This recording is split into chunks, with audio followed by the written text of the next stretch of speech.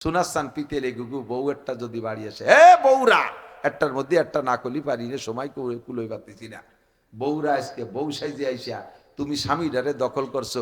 তুমি যে সুনাস্তান পিতেলে গুগু স্বামীডারে দখল করলে, এই স্বামীটা কি তোমাকে বাড়িতে নিয়ে আইছো? এটা কি তোমার মার পেটে জন্ম নেছে? এটাতে এই বিটির পেটে জন্ম নেছে, এই বিটি তার গুম উৎসব করছে, এই মহিলা তার পেটে রাখছে, এই মহিলা তাকে 2.5 বছর রক্ত মাংস দুধের মাধ্যমে চুষে খাওয়াইছে, নিজে রাত্রে ভাত না খাইয়া, ভাত কমছিল বাচ্চারে খাওয়াইয়া বড় বানাইছে, আজকে সেটা বিটা হইছে, আর তুমি আইসে তারে স্বামী বানায় দখল করছো, আর আইসে তারে এমন ভাবে ফুসলই মহিলারা শাউরিন পড়তে ভাতই দিতে দেবে না, এমনকি মা পর্যন্ত বলা নিষেধ করে দিয়েছে, আব্বা মারে আব্বা মা কইতে পারবা না, দখল করে ফেলাইছে। তুই মনে রাখিস, সবকিছু ডেভেলপ হচ্ছে, সবকিছু ডেভেলপ হচ্ছে। আমরা মুরব্বীরা সাক্ষী দেন, আমাদের জন্ম হয়েছে ছিড়া খেতার মধ্যে, তাই না? আল্লাহর রহমতে আমাদের সময় সিজার ছিল না, মুরব্বীরা আমি পর্যন্ত সিজার দেখিনি, আমাদের সময় সিজার ছিল না, আমরা ঘরেই জন্ম নিছি। মা আমাদের দাদি ফুফুরা আমাদেরকে ছিড়া খেতায় দিয়ে ধরে নামাইছে। আর ইদানিং কালের বাচ্চারা জন্ম নিচ্ছে কিসে? সিজারে। সিজার মানে কম্পিউটারের ভিতরে আগে পরীক্ষা করে দেখে এটা ইয়ে পেটের মধ্যে কোনালাটা চিতনা কাতনা বুট না কি আছে, ছিলে না মেয়ে না হিজলে সব দেখে টিয়ে এরপর কম্পিউটার দেখে সুন্দর করে সিংকেটে বেরিয়ে। তাহলে উন্নতি হয়েছে না? আর আল্লাহ বাসালি বেশি দেরি নাই, তুমি হইছো সিজারে, তুমি হইছো কম্পিউটারে, তোমার আব্বা হয়েছে খেতার মধ্যে, তুমি হইছো কম্পিউটারের মধ্যে, তোমার ছেলে মেয়ে হবে হেলিকপ্টারের মধ্যে। এ জায়গার ডাক্তারে পারতেছে না, পয়সা আছে, হেলিকপ্টারে উড়বা, হেলিকপ্টারের শব্দে আকাশে যে ডেলিভারি হয়ে যাবে, দেরি নেই। মনে রাখবা, তুমি তোমার আব্বা আমারে খাইতে দিচ্ছ না, উদাহরণ দিয়ে শুধু শেষটা মনে রাখবা, তুমি তোমার আব্বা আমাকে খাইতে দাও না, বর প্ররোচনায় পড়ে তুমি তোমার আব্বা আমাকে খোঁজ খবর নাও না, হে বউ তুমি আইসা শ্বশুর শাশুড়িরে সহ্য করতে পারো না, বেশি দেরি নাই সবকিছু ডেভেলপ।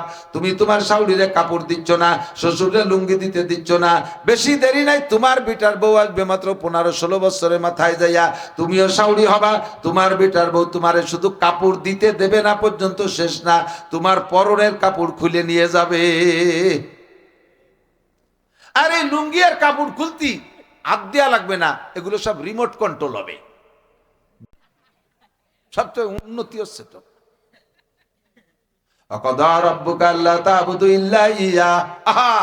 বাংলাদেশ স্বাধীনের পরে 3-4 বছর পরে তো একটু বোঝা শিখছি, 69 আমার জন্ম, 3-4 বছর পরের থেকে একটু বোঝা শিখছি, সংসারের অবস্থা অনুভব করা শিখছি। আমার ভালো করে মনে আছে, আমাদের ইউনিয়নের নাম পাইককান্দি, আমাদের ইউনিয়নের মাঝখানে একটা মাঠ, এই মাঠের চতুর্দিক দিয়ে গ্রামগুলো, আমাদের গ্রামটা একেবারে পশ্চিম পাশে, আর পূর্ব পাশে পাইককান্দি। প্রায় এখন মাঠ এই ঘরবাড়ি বানাতে বানাতে মাঠও ছোট হয়ে গেছে, সে সময় অনেক বড় মনে হইতো, আর ছোট মানুষ তো। তো স্বাধীনের পরে আমার মাকে দেখেছি, আমাদেরকে রাতের বেলা যে খাবার দিত, দুপুর বেলা 4টে ভাত রান্না করতো, দুপুর বেলা মোটামুটি পেট ভরে দিত, আর ভাতের হাড়ি 3-4 ভাত থাকতো। রাতের বেলা মা কইতো তোরা মা খাইয়া নেলা নেলা ভাগ করে খা, তোর আব্বার জন্য সাইডে বেশি তো। বলতাম মা আপনি খাবেন না, কয় না আমার কি দিয়ে নাই, আমার মার কি দিয়ে নাই, আমার মার কি দিয়ে নাই, মাও যাই দুপুরে খাইছে, আমরাও সেই দুপুরে খাইছি। আরো ছোট ভাইরা, ছোট ভাই বোন কোলে থাকতো, মার দুধ খেয়ে মার পেটটা খালি করে ফেলাইছে, মার কি রাত্রে কি দিয়ে নাই, মা পেটে ক্ষুদা নিয়ে ঘুমোই রয়েছে, আর নেলা নেলা ভাত আমাকে খাওয়াইছে, একটা কাপড় 2 ভাগ করে পড়ছে, আমি দেখছি। আমি ছোট মানুষ বুঝতে পারিনি মা কাপড়ের অভাব। শুনলাম যে পাইককান্দি চৌধুরী বাড়িতে মানুষে কাপড় দিচ্ছে। রাজপাট পশ্চিম পাড়া পাকা জামে মসজিদের উদ্যোগে 52তম বার্ষিক ওয়াজ মাহফিল। মাহফিলের সম্মানিত সভাপতি জনাব মোহাম্মদ মনিরুজ্জামান সাহেব, এতক্ষণ পর্যন্ত বয়ান করেছেন হযরতে উলামায়ে কেরাম, মসজিদের সুযোগ্য সুদক্ষ ইমাম ও খতিব সাহেব, মুয়াজ্জিন সাহেব, কমিটির সকল সদস্যবৃন্দ, এ অঞ্চলের অনেক অনেক উলামায়ে কেরাম, আইম্মায়ে মাসাজিদ, প্রাণপ্রিয় দেশবাসী, আল্লাহ তাবারক ওয়া তাআলা শাহী দরবারে আমাদের পক্ষ থেকে পাঠাই অসংখ্য শুকর যে আল্লাহ পাক রব্বুল আলামিন অত্যন্ত দামি মাস রজব মাসের একেবারে শেষ তারিখের রাত্রে আর মাত্র মাঝে আছে এক মাস, সাইয়্যিদুশ শুহুর রমজান মাস আসতেছে। আগামী মাসটাও খুব দামি লাইলাতুল বারাতের কারণে। শাবান মাস দামি দামি মাসগুলির প্রথম মাসের শেষ দিকে এসে এ অঞ্চলের লাখ ও লাখ মানুষের মধ্য থেকে বাছাই ছাঁটাই করে আল্লাহ পাক আমাদেরকে পছন্দ করে ভালোবেসে এই সাময়িক জান্নাতের বাগানে আসার বসার তৌফিক এনায়েত করেছেন। এজন্য রব্বে করিমের দরবারে শুকর আদায় করি, আলহামদুলিল্লাহ। আয়া নেহি হো বুলায়া গয়া হো, ইচ্ছা মতো আসি নেই, আল্লাহ পাক আমাদেরকে ডেকে নিয়ে আসছেন। শক্তির বলে, দলের বলে, ক্ষমতার বলে, অর্থের বলে, সার্টিফিকেটের বলে হিদায়াত পাওয়া সম্ভব না। যদি এসব গুণের কারণে মানুষ মোমেন হইতো আর হিদায়ত পাইতো, তাহলে নবী আলাইহিস সালামের জামানায় সবচেয়ে বেশি হিদায়ত পাইতো আবু জাহেল। সে তৎকালীন আরবের গভর্নর ছিল, বিশ্ব সেরা পণ্ডিত, শিক্ষিত ছিল, বডিতে বড় হ্যান্ডসাম ছিল, বাহ্যিক চেহারায় হুজুর আলাইহিস সালাতু ওয়াস সালামের সাথে অনেক দিক দিয়ে মিল ছিল। কিন্তু আল্লাহ পাক রব্বুল আলামিন ওই সব গুণের দিকে তাকান না। আল্লাহ পাক রব্বুল আলামিন যাকে পছন্দ করেন, ভালোবাসেন, তাকে আল্লাহ তাআলা হিদায়াত দান করেন। সেই হিসাবে আবু জাহেল পছন্দের মধ্যে পড়ে নাই, বিদায় বাদ পড়ে গেছে। এ অঞ্চলে বহুত IA, BA, MA, BCS, doctor, engineer থাকতে পারে, ধনী গণী থাকতে পারে, যদি আল্লাহ তাআলা তাকে পছন্দ না করেন তাহলে কোনোভাবে এই জায়গায় আসতে পারবে না।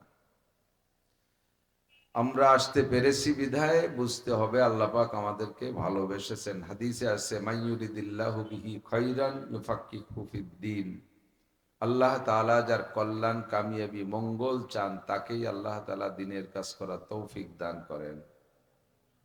আপনাদের প্রাণ প্রিয় প্রাক্তন চেয়ারম্যান জনাব দেলোয়ার সাহেব আমার ছোটবেলা থেকেই অত্যন্ত মহাব্বতের, একসাথে ওনার ভগ্নিপতি ফুকর মান্নু চেয়ারম্যান, উনি যাইতেন বেড়াইতে, একসাথে এক খাটে, এক ল্যাপে, এক কম্বলে, এক মশারিতে বহু ঘুমাইছি।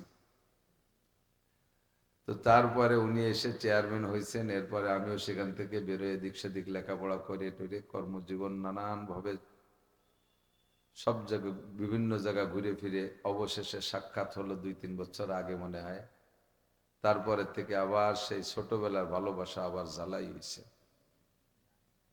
সেই সেই জ্বালাইতে এখন জ্বালাইটা রাং জ্বালাই হয়ে গেছে। এখন এসে ওনার ডাকে, ওনার দাওয়াতে আমি মাহফিলে আসতে পেরে খুব খুশি লাগতেছে, আলহামদুলিল্লাহ। ভাইও হাজি সাহেব হয়ে আসছে, সে সময় তো উনিও কলেজ স্টুডেন্ট ছিলেন, আমরা ছোট ছিলাম, মাদ্রাসা, আমাদের বয়স বেশি। তো সেই থেকেই ওনাদের পরিবারের সাথে অত্যন্ত ভালোবাসা। ওনার বোন পুরি, মান্নু চেয়ারম্যানের স্ত্রী, তার হাতের অনেক খাবার খেয়েছি, অনেক। 3 বছর পর্যন্ত সে বাড়ি লজিং থাকছি, আর সেই সুবাদে এ বাড়িও সে সময় আসতাম। আর সেই সূত্রে এখন ধরে নেই সবাই আপনারা আমার আত্মীয়। আর সবচেয়ে বড় কথা হলো যে গোপালগঞ্জবাসী আমরা সবাই, দেশের মাটি, দেশের ঘাটি, সবকিছুর প্রতি টান ভালোবাসা একটু বেশিই থাকে। তা আমি শুকর আদায় করি যে আপনাদের খেদমতে আসতে পারছি। আবারও পড়ি আলহামদুলিল্লাহ। আরবিতে বলে সরফুল মাকানে বিল মাকিন, অবস্থানকারীর কারণে অবস্থানের দাম বাড়ে ও কমে। মাঝে মাঝে বলে থাকি এ মাসটা রজব মাস, এ মাসটা আবার ইংরেজি আর একটা মাসের সাথে চলতেছে, বাংলা একটা মাসের মধ্যে দিয়ে চলতেছে। হ্যাঁ, পুষ মাঘ মিশে গেছে। আরবিতে রজব মাস, এর ভিতরে জানুয়ারি মাসও চলতেছে। এই রজব মাসের ভিতরেই একটা রাত চলে গেছে, 31st নাইট, জানুয়ারি মাসের 1 তারিখ।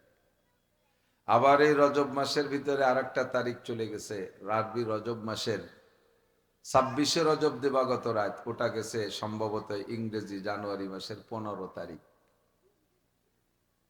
31st নাইট, 31শে ডিসেম্বরের রাত, যেটা রাত 12টার পরের থেকে জানুয়ারি মাস শুরু হয়েছে জেনারেল হিসাবে, ও রাতটাও যা দিয়ে তৈরি করা, 15 তারিখের রাতটাও তাই দিয়েই তৈরি করা।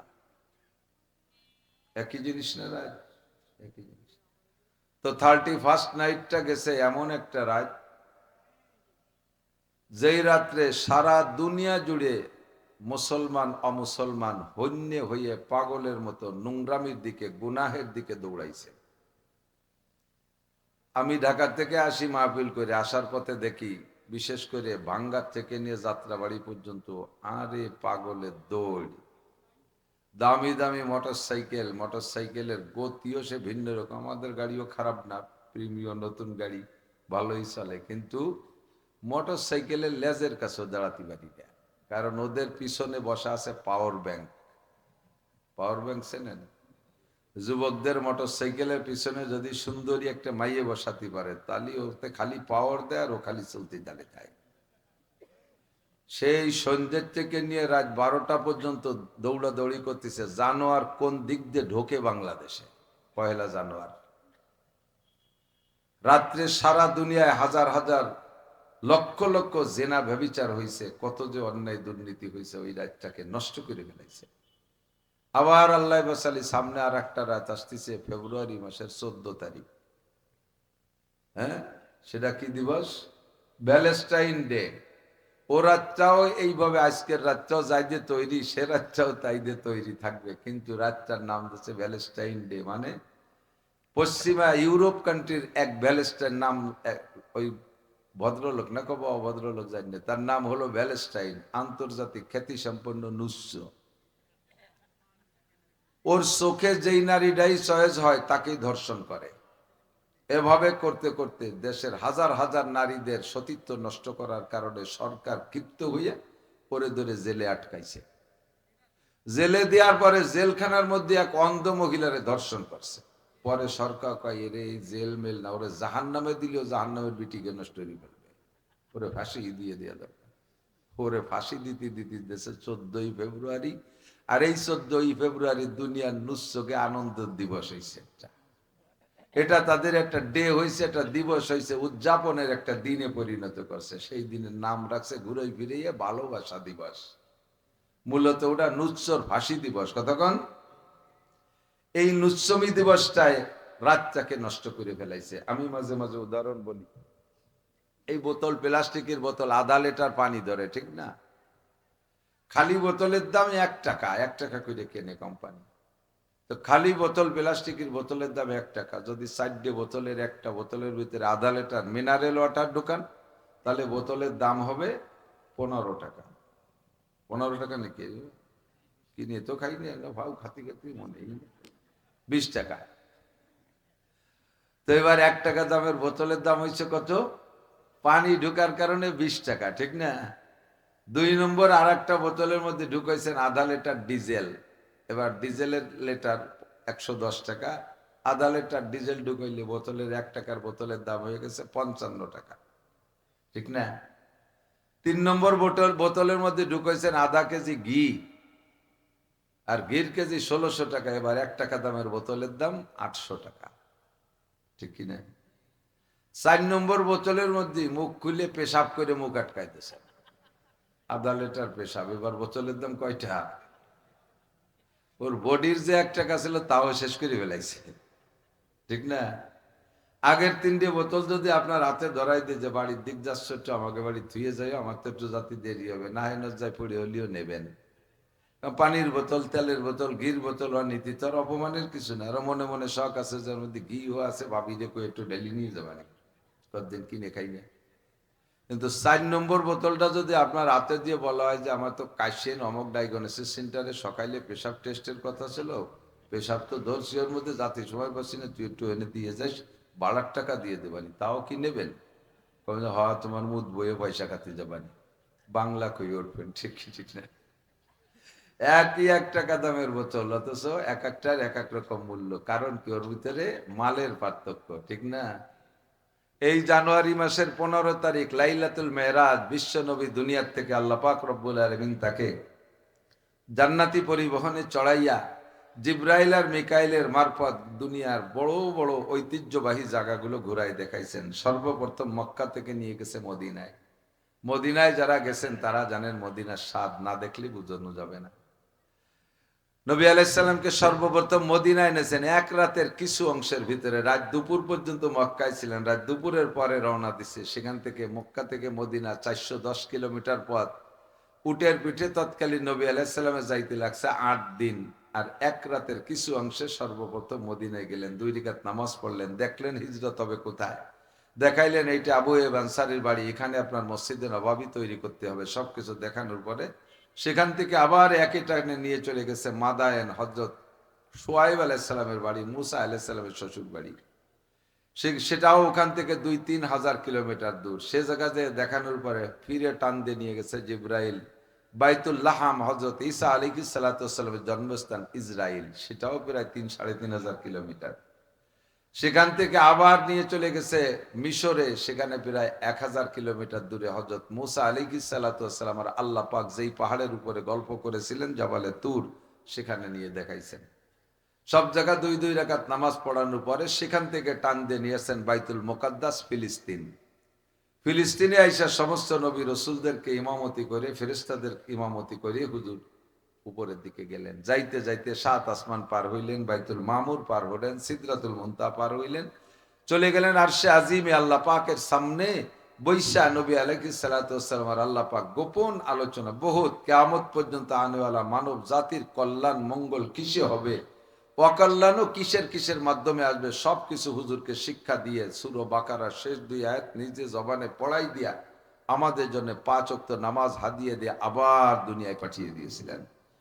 এটাও চলে গেছে এই জানুয়ারি মাসে। একই জানুয়ারির একটা রাত সারা দুনিয়া জুড়ে হয়েছে গুনার রাত, আর তার আর একটা রাত, সে রাতটাই একই রাত, তার ভিতরে ঢুকছে 1600 টাকা দামের ঘি। কতক্ষণ?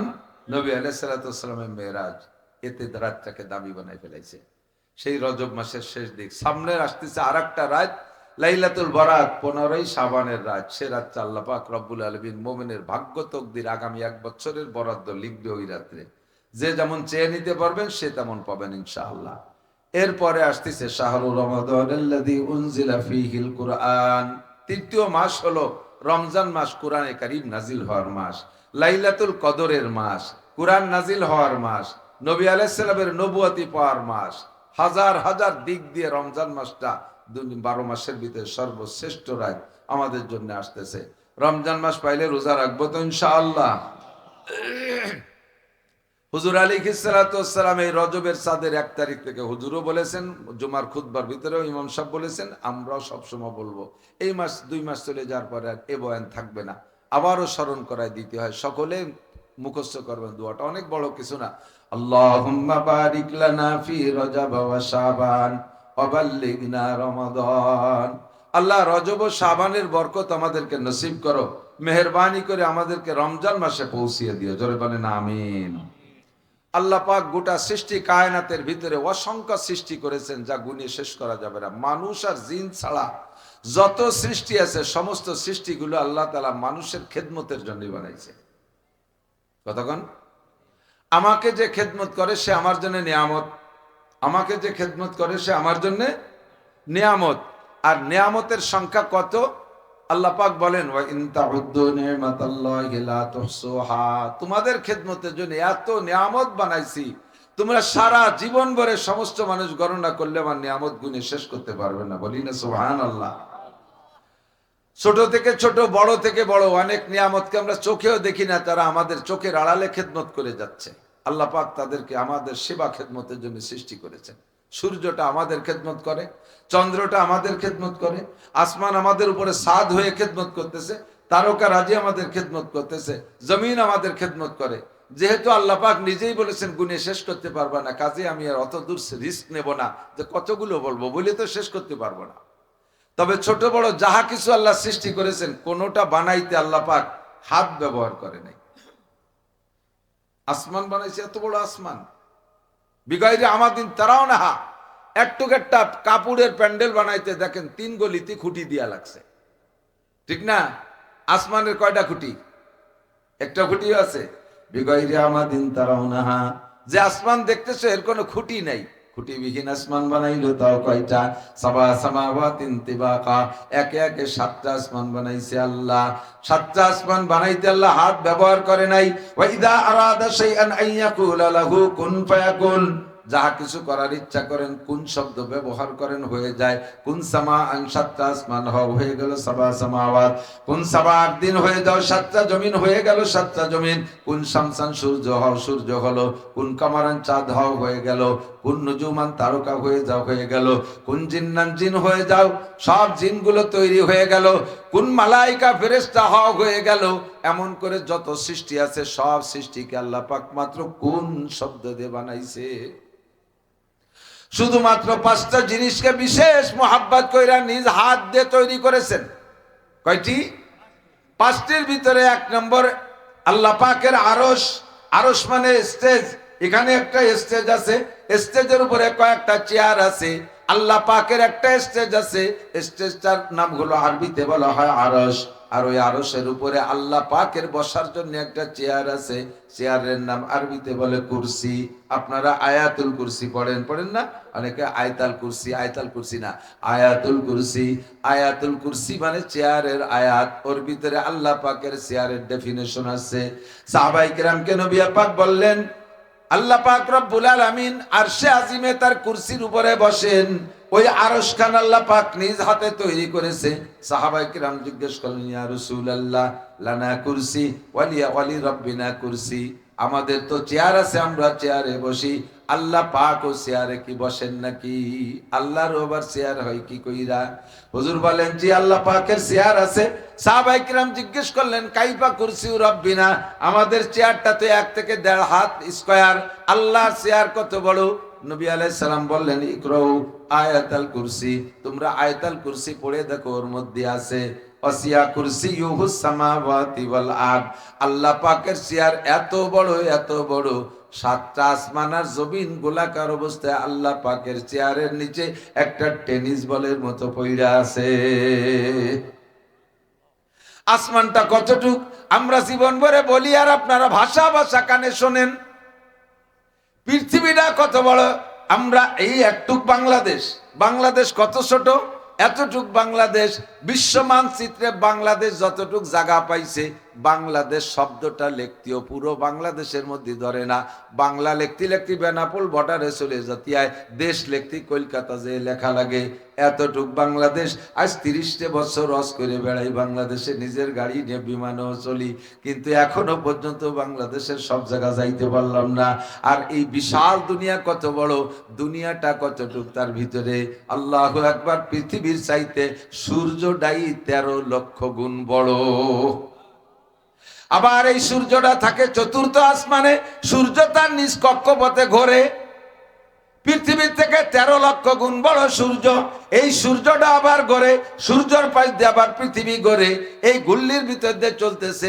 তার উপরে 5ম আসমান, তার উপরে 6ম আসমান, তার উপরে 7ম আসমান। এই এত বড় আসমান জমিন গোলাকার অবস্থায় আল্লাহ পাকের চেয়ারের নিচে একটা টেনিস বলের মতো পড়া। সাহাবায়ে কিরাম বললেন, ইয়া রাসূলুল্লাহ লিকুরসিনা, আমাদের চেয়ারের জন্য আরবাতু কায়েম, 4টে পায়া আছে। কাম কেউ আমার লিকুরসি রব্বিনা, আল্লাহ পাকের এত বড় চেয়ারের পায়া কতগুলো? নবী পাক বললেন, আল্লাহ পাকের চেয়ারের পায়া 8 লক্ষ। জোরে কোন সুবহানাল্লাহ। 8 লক্ষ পায়া বিশিষ্ট চেয়ার আল্লাহর। সাহাবায়ে কিরাম জিজ্ঞেস করলেন, ইয়া রাসূলুল্লাহ মাল ফারকু বাইনাল কিয়ামাইন, 2টা পায়ার মাঝখানে দূরত্ব কতটুক? আমাদের চেয়ারে তো 1 থেকে 1.5 হাত দূরত্ব, আল্লাহ পাকের চেয়ারে 8 লক্ষ পায়ার। এই একটা পায়া থেকে আর একটা পায়া কত? কি খুব ঘন ঘন সেট করা নাকি? 8 লক্ষ পায়া। কি মনে করেন? হুজুর কয় তা তো করতে পারতেছি না, দাঁড়াও দেখি জিব্রাইল আসে নাকি। জিব্রাইল আসছে, হুজুরকে জিজ্ঞেস করছে, জিব্রাইল মা, হুজুর বলতে মা তাহাজানিয়া, ইয়া রাসূলুল্লাহ, ওগো আল্লাহর নবী কি চিন্তা করতেছেন? কয় আমারে সাহাবায়ে কিরাম আটকায় ফেলাইছে। আমি বলছি আল্লাহ পাকের চেয়ারে 8 লক্ষ পায়া, এবার 2 পায়ার মাঝখানে কতটুকু দূরত্ব জানতে চাই, তা তো আমার মনে নাই। জিব্রাইল তুমি কও। জিব্রাইল কয়, হুজুর আপনার এই সৌদি আরবের সবচাইতে বড় ঘোড়া গাদা গরু উট দুম্বা বিক্রির যে বড় হাট, হাটের নাম হলো, বাজারের নাম আকিক বাজার। এই আকিক বাজারে আজকে যেই ঘোড়াটা সবচাইতে তেজি ঘোড়া আছে, দ্রুতগামী যেই ঘোড়াটা, এই ঘোড়াটা 1000 বছর দৌড়াইলে আল্লাহর চেয়ারের পায়ের একটা পায়ের থেকে আর একটা পায়া নাগাল পাবে না। এক পায়ের থেকে আর এক পায়ের দূরত্ব একটা ঘোড়ার 1000 বছর দৌড়ের পথের চাইতে বেশি। এমন পায়া যদি হয় 8 লক্ষ, তাহলে এই চেয়ারটা কত বড় কোন কম্পিউটার দিয়ে মাপা সম্ভব? চেয়ার যত বড়, চেয়ারওয়ালাও তত বড়। এই জন্য বলতে হবে আল্লাহ কত বড়, মাপার কোন যন্ত্র নাই। আরবিতে বলতে হবে আল্লাহু আকবার। বলবেন না আল্লাহু আকবার? আল্লাহ সবচাইতে। এই চেয়ারটা আছে কোন জায়গায়? আল্লাহু আকবার। চেয়ার আবার রাখছে আরশের উপরে। এই স্টেজ বড় না চেয়ার বড়? কথা কন না, চেয়ার বড়। স্টেজের ভিতরে এরকম চেয়ার কতগুলো রাখা যায়। আল্লাহর স্টেজের নাম আরশ, ওই আরশের মাঝখানে আছে আল্লাহর চেয়ার। তাহলে আরশটা কত বড়?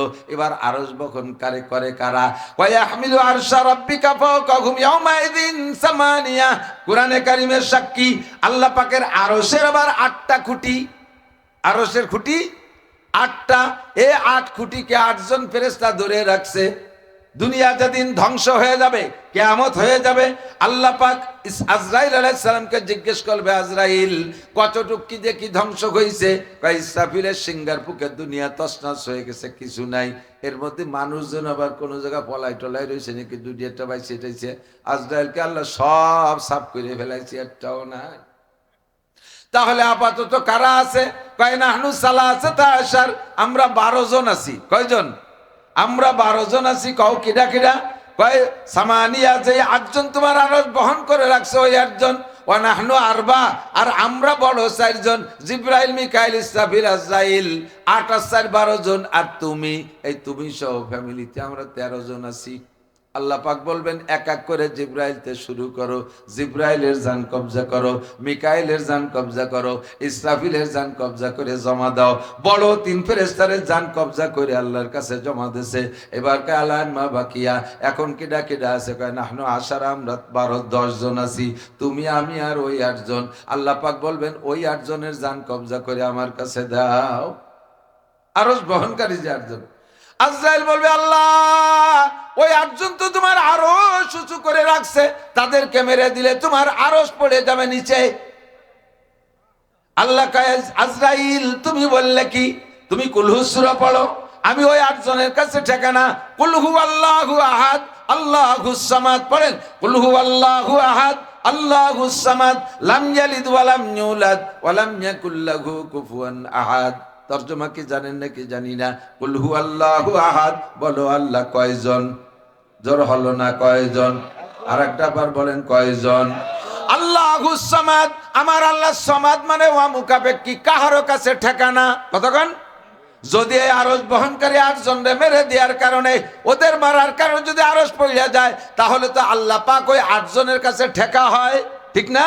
আমার আল্লাহ 8 জনের কাছে ঠিকানা। তোমাদের দেবদেবীর মতো আমি কাহারো কাছে ঠিকানা। তোমাদের দেবদেবীর গায়ের রং উঠে যায় বছরের শেষে, তোমরা রং না দিলে ছাতা খষ্ট হয়ে পড়িয়ে থাকে। বছরের শেষে দুর্বল হয়ে যায়, 3 পাঁচতে বাস বাদায় না দিলে শীত বুট খাইতে হয়ে পড়ে যায়। আমি আল্লাহ পাক রব্বুল আলামিনের রং আছে, রং দেয়া লাগে না। সিবগাতাল্লাহি মান আহসানু মিনাল্লাহি সিবগা, সিবগা মানে রং। কয় আল্লাহরও রং আছে, দুনিয়ার বিভিন্ন জায়গায় রং আছে, আমি আল্লাহরও রং আছে। আল্লাহ পাক বলেন আমান সিবগাতাল্লাহি ওয়া মান আহসানু মিনাল্লাহি সিবগা, আমার রঙের চাইতে দুনিয়ায় কোনো ভালো রং নাই। আমার রং কোনোদিন নষ্ট হয় না, ডিসকালার হয় না। ইন্ডিয়াতে মিস্ত্রি না, আমার গায়ে রং দেয়া লাগে না। কতক্ষণ? আমারে বাস বাদায় ঠেলে রাখা লাগে না। আরশ বহনকারী ফেরেশতা না হলে আমি থাকতে পারি। ফেলাই দাও, তাদেরকে মেরে দাও। ওই 8 জনকে মেরে দেওয়ার পরে দেখে আরশ যেমন আরশ তেমনই আছে। কন্যা সুবহানাল্লাহ। এবার আল্লাহ পাক বলে আজরাইল এবার বলো কয়জন আছে? কয় আনতাওয়ানা, তুমি আছো আর আমি আছি। আল্লাহ পাক বলে আজরাইল এবার তোমার জানটা জমা দাও। আজরাইলকে ও আল্লাহ শেষ বেলা তুমি কি কইয়ে উঠলে? আমারও মরতে হবে। আল্লাহকে কেন মরবা না? তুমি পড়ো কুল্লু নাফসিন যায়িকা সাকরাতুল মাউত তুম্মা ইলাইনা তুরজাউন। সমস্ত প্রাণী মরণশীল, কথা বলেন, সমস্ত প্রাণী মরণশীল। ও আজরাইল, তুমি কি প্রাণী না প্রাণীর বাহিরে? জি আল্লাহ, আমিও প্রাণী। তাহলে তুমি যদি প্রাণী হও, আমার কথা যদি সত্যায়িত করতে হয়, তাহলে তোমাকেও মরতে হবে। ও আল্লাহ, তারপরে কি হবে? আল্লাহ কায় কুল্লু শাইইন হালিকুন ইল্লা ওয়াজহুল্লাহ, সবাই মরবা, থাকবো শুধু আমি আল্লাহ। আমি তো সবাইরে মারলাম, আমারে মারবে কে? আল্লাহ, আমারে কিভাবে মারবে কে?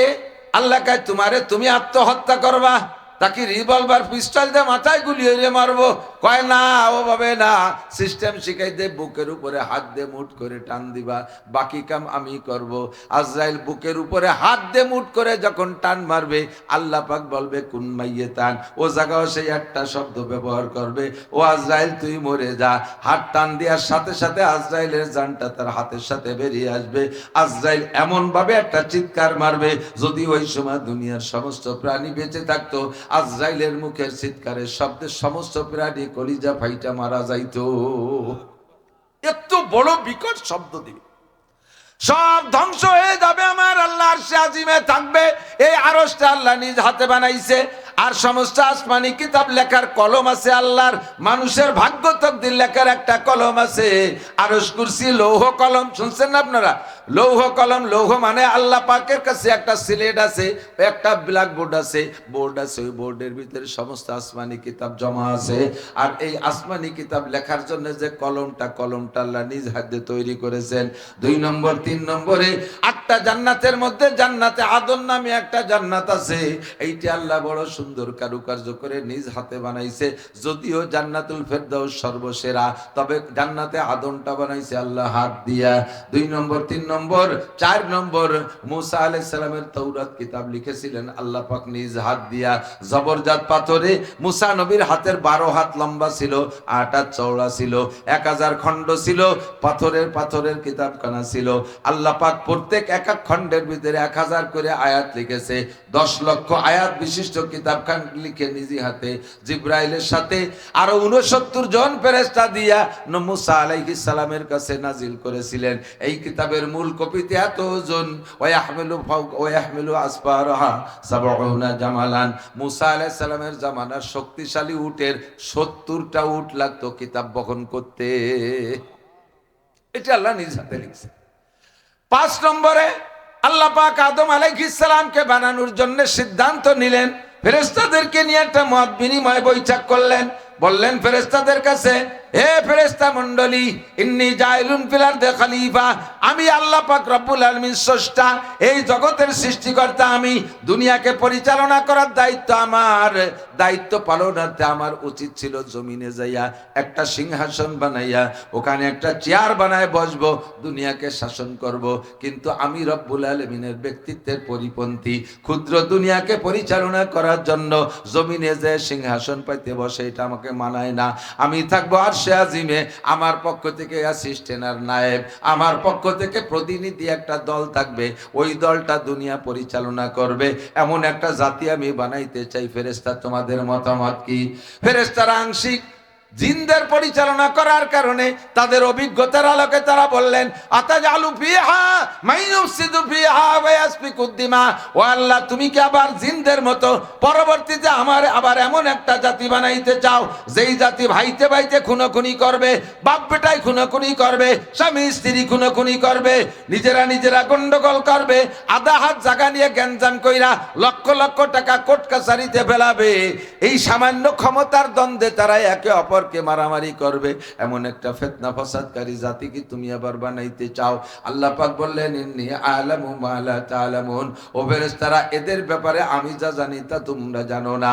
এই মানব জাতি যে গোষ্ঠী বানাইতে চাইতেছি, তার ভিতরে একটা মানুষ হবে, যেই মানুষটা হবে লাউলা হুমা খালাকাল আফলাকা খালিকুহা লাউলা হুমা খরাজাল ইনসানু মিন আদামি। ওই মানুষটারে না বানাইলে কিছু আমি বানাইতাম না। ও ফেরেশতারা, ওই মানুষটারে না বানাইলে তোমরা ফেরেশতাদেরকেও বানাইতাম না। এই মানব জাতির মধ্যে একটা মানুষ আছে, তার নাম মুহাম্মাদুর রাসূলুল্লাহ। একটু বলেন না সাল্লাল্লাহু আলাইহি সাল্লাম। মুহাম্মাদুর রাসূলুল্লাহ, এই লোকটা, এই মানুষটা ওই মানব জাতির মধ্য থেকেই হবে, কাজেই তাদেরকে বানাইতেই হবে আমার। যাও আমার অর্ডার বানাও। এবার ফেরেশতাদেরকে অর্ডার দিলেন মিন আদি বিল আদ, সারা পৃথিবীতে কিয়ামত পর্যন্ত যতদূর মানুষ বসতি হবে অতদূর জমিনের উপরে থেকে মাটির এক পাতা চামড়া তুলে এনেছে। চামড়ারে আরবিতে বলে আদম, আদিম বলা হয়। যে আদিম, আদিম মানে চামড়া, মাটির চামড়া খামিরা বানায় মানুষ বানাইছে বিদায় প্রথম মানুষটার নাম রেখেছে আদম। ফেরেশতাদেরকে স্ট্রাকচার দিয়েছে, ভাবে বানাও। গলার নিচে একটু ফেরেশতারা বানাইয়া আল্লাহ পাকের সামনে উপস্থাপন করলেন। আল্লাহ আদম কি এইটুক? আল্লাহ কয় ওইটুক হবে কি করেছে? আসল পার্সি তো লাগাও নাই, আসল টুক লাগাও। কয় সেটুক কি? কয় সেটুক মুখমণ্ডল, মুখ, মুখমণ্ডল, মাথা, আবার কান আর চোখ সবকিছু তার মধ্যে আছে। ওইটুক আসল টুক। আল্লাহ সেইটুক বানাবো কিভাবে? ওইটুক তোমরা পারবা না, ওইটুকের মধ্যে হাজার হাজার মডেলিং আছে। একে টাইমে হাজার হাজার কোটি কোটি মানুষ থাকবে, দুইটা মানুষের চেহারার মধ্যে মিল হতে পারবে না। এই পার্থক্য ওইটুকের ভিতরেই হবে, অন্য অন্য অঙ্গের মধ্যে মিল হলে দোষ নাই, চেহারার মধ্যে পার্থক্য হইতে হবে। ওইটুক তোমরা পারবা না, ওইটুক আমি আল্লাহ নিজ হাতে বানাইতে হবে। ফাখালাকাল্লাহু রাসা আদম, পাঁচটা জিনিসের ভিতরে আল্লাহ পঞ্চম জিনিস আদম আলাইহিস সালামের মাথা বানাইছে নিজ হাত দিয়া। কাজেই আমার আপনার সকলের মাথা আল্লাহ পাক হাত দিয়ে বানান। ফেরেশতার মাধ্যমে গলার নিচের টুক বানায়, আর গলার উপরের টুক আল্লাহ পাক নিজ হাত দিয়ে তৈরি করেন। হিন্দু, বৌদ্ধ, খ্রিস্টান, ইহুদ, নাসারা, মুসলমান, হাস্তিক, নাস্তিক, মুরতাদ, বেঈমান, কাফের, মুশরিক যত আছে, নামাজি, বেনামাজি, সকলের গলার উপরের টুক আল্লাহ পাক নিজ হাত দিয়ে বানায়। আল্লাহ, তাহলে বোঝা যায় এই পাঁচটা জিনিস সর্বসেরা, যা বানাইতে নিজ হাত ব্যবহার করেছেন। বাকি সবকিছু ধ্বংস হয়ে গেলে আল্লাহর কোনো কষ্ট লাগবে না। এই পাঁচটা জিনিস ধ্বংস হলে আল্লাহর খারাপ লাগবে। কিয়ামতে সব ধ্বংস হয়ে যাবে, ওই চারটে ধ্বংস হবে না। আর মানব জাতিকে আল্লাহ পাক রব্বুল আলামিন ভিন্ন সম্মানে আলাদা করে রাখবেন। এই মানুষ কিয়ামতের ময়দানে হিসাবের পরে জাহান্নামে যে গেলে আল্লাহ পাক নিজেই বড় কষ্ট পাবেন। এই জন্য মানুষকে দুনিয়ায় পাঠানোর পরে হাজার হাজার গুনাহ তারা করবে। এই গুনাহ থেকে বাঁচানোর জন্য আল্লাহ পাক তাদের জন্য ব্যবস্থা রেখেছেন। আল্লাহ কয় গুনার জগতে যাইবা, তোমাদের পিছনে আন্তর্জাতিক শত্রু লেগে আছে মিস্টার ইবলিস, এ তোমাদেরকে জান্নাতে আর যাইতে দেবে না। এই অঙ্গীকার আমার কাছে করে গেছে, এই প্রতিশ্রুতি আমাকে সে দিয়ে গেছে। কাজে আমি তোমাদেরকে জান্নাতে নেব। হাত দিয়ে বানাইছি, আমার হাতে বানানো জিনিস, যদি জাহান্নামে যায় আমার খুব খারাপ লাগবে। এই জন্য আল্লাহ পাক বলেন গুনার জগতে যে গুনাহ করবা, গুনাহ হবে দুই প্রকার। কিছু গুনাহ হবে বড় গুনাহ, কিছু গুনাহ হবে ছোট গুনাহ। দেখতে বড় যেটা তারে বলে কবিরা গুনাহ, দেখতে ছোট যেটা তাকে বলে সগীরা গুনাহ। সমস্ত গুনার আবিষ্কারকের নাম হলো মিস্টার ইবলিস। গুনার আবিষ্কারকের নাম কি? মিস্টার। দেখুন একটু, মিস্টার ইবলিস। কি ইবলিস? না হযরত মাওলানা ইবলিস, পীরে কামেল ইবলিস। মিস্টার ইবলিস দুনিয়াটারে জ্বালাই খাইতেছে। মিস্টাররা কতক্ষণ? Mister Donald Trump, mister Netanyahu, এই সমস্ত মিস্টাররা দুনিয়াটারে জ্বালাই খাইতেছে। কাজেই তাদেরই বংশের মিস্টার ইবলিস কতক্ষণ? এই ইবলিস দুনিয়ায় গুনাহ আবিষ্কার করে। আল্লাহ পাক নিজেই বলেন আল্লাহু ওয়ালিয়ুল্লাযীনা আমানু ইউখরিজুহুম মিনাজ যুলুমাতি ইলান নূর। আমি আল্লাহ হইলাম মোমেনদের বন্ধু। কন্যা সুবহানাল্লাহ। আমি মোমেনদের বন্ধু হইয়া কি করি? আমার বন্ধুদেরকে আমি অন্ধকারের থেকে আলোর দিকে টেনে নিয়ে আসি। দেখবেন দুনিয়ায় যত গুনাহ আছে সমস্ত গুনাহগুলো বেশিরভাগ বড় গুনাহ অন্ধকারে করা লাগে। জিনা করে অন্ধকারে, চুরি করে অন্ধকারে, ডাকাতি করে অন্ধকারে, সুদ খায় অন্ধকারে, ঘুষ খায় অন্ধকারে। তার মানে গোপনে। ঘুষ সুদ ওপেনে খায় না, জিনা ব্যভিচার ওপেনে করে না, মদ গাঁজা ইয়াবা ফেনসিডিল ওপেনে খায় না। আল্লাহু আকবার। যত গুনার কাজ বেশিরভাগই গোপনে করে।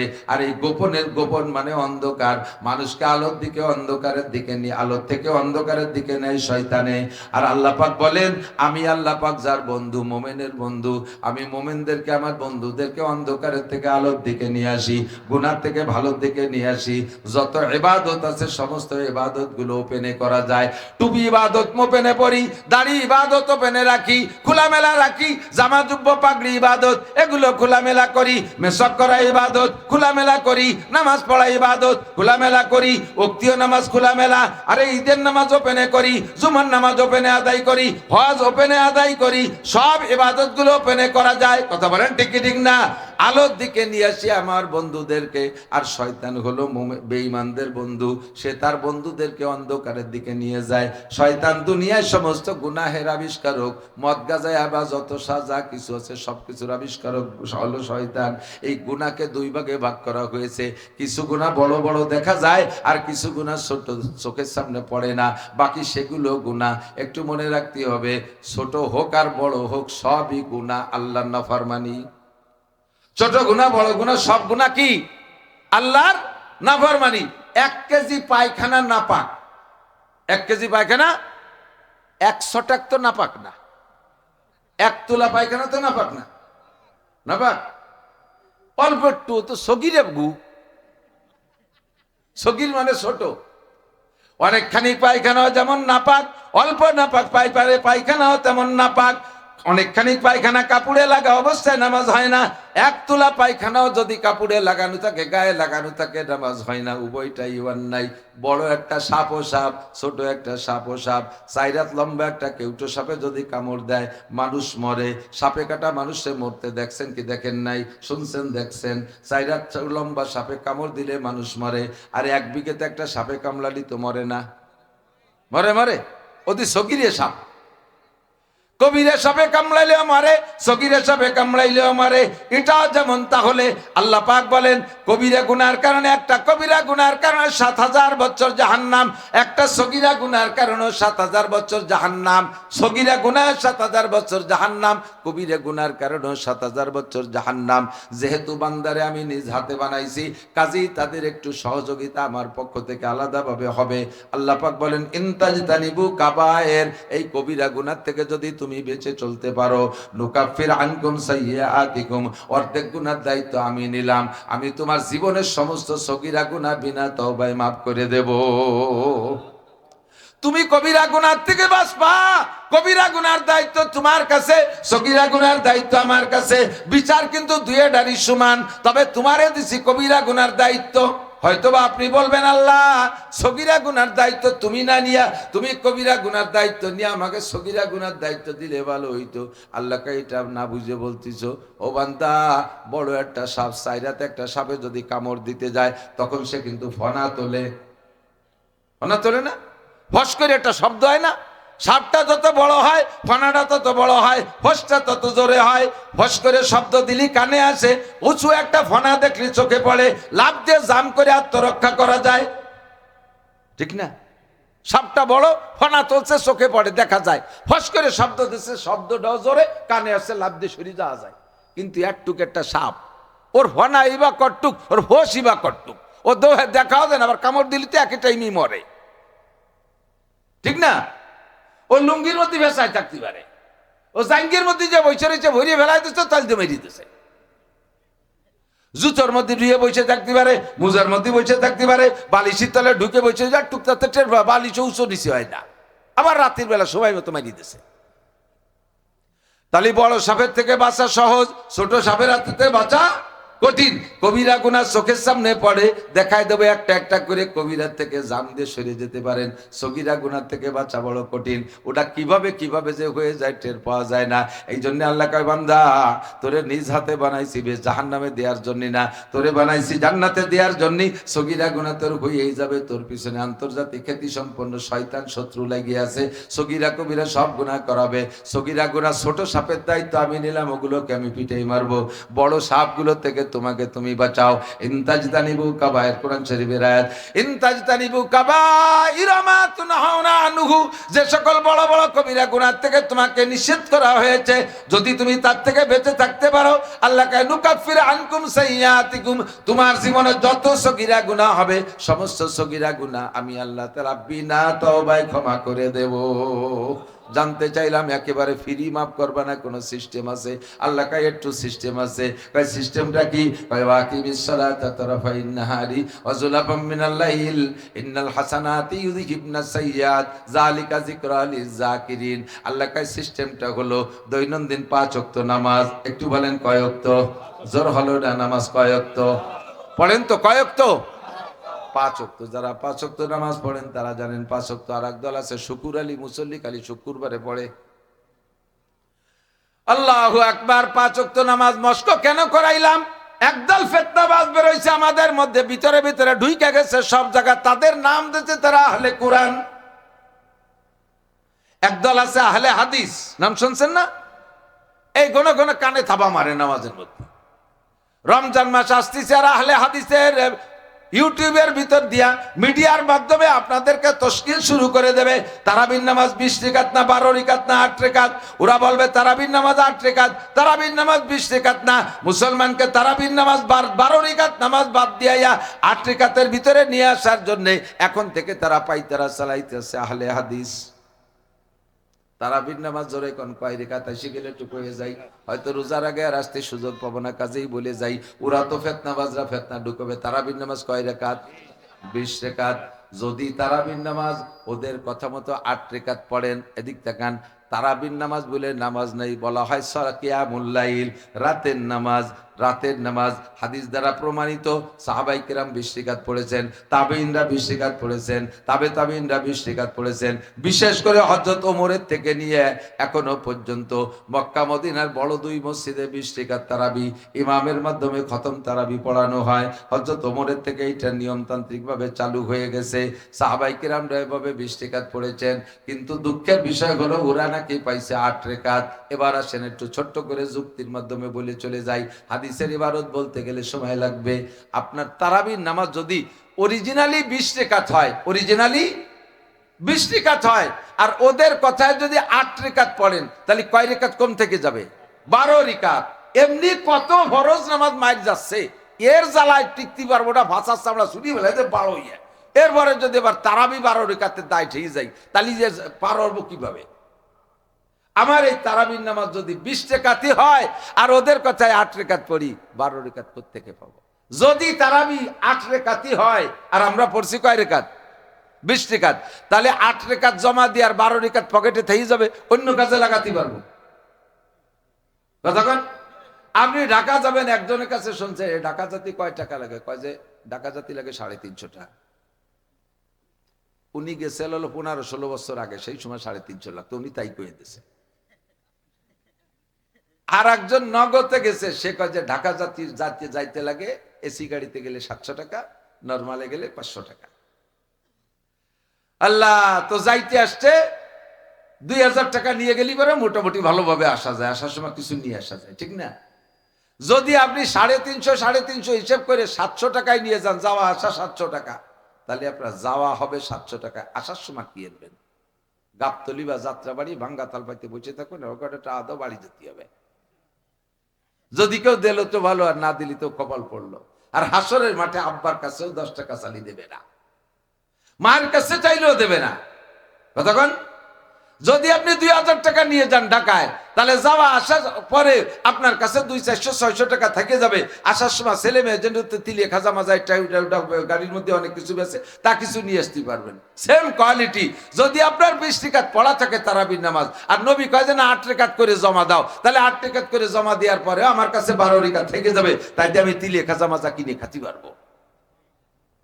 যদি হয় তারাবি 20 রাকাত আর পড়ছো তুমি 8 রাকাত, এবার কয় নবী কয় 20 রাকাত করে জমা দে, এই 12 রাকাত কার কাছে খয়রাত করে বেড়াবা? কাজেই তারাবি কয় রাকাত? 20 রাকাত। আহলে হাদিস আলারা আমাদের পিছনে নামছে এই তারাবির নামাজে কমানোর জন্য। আর একটা কাম করতেছে, দিক তাকান, মুসলমানদেরকে বেনামাজি বানায়া জাহান্নামে পাঠানোর একটা অপষড়যন্ত্র। সেটা হলো পুরুষরা পেশাবে ঢিলাকুলুক ব্যবহার করা লাগবে না। ওরা কয় হাদিসের মধ্যে পুরুষদের পেশাবে ঢিলাকুলুক ব্যবহার করার কথা নাই। আমিও স্বীকার করছি পেশাবে ঢিলাকুলুক ব্যবহার করার কথা নাই, কিন্তু কোরআন হাদিসে সব জায়গা আছে নাপাক অবস্থায় নামাজ পড়া যাবে না। নামাজের ফরজ 13টা। নামাজের ফরজ জোরে বলেন কয়টা?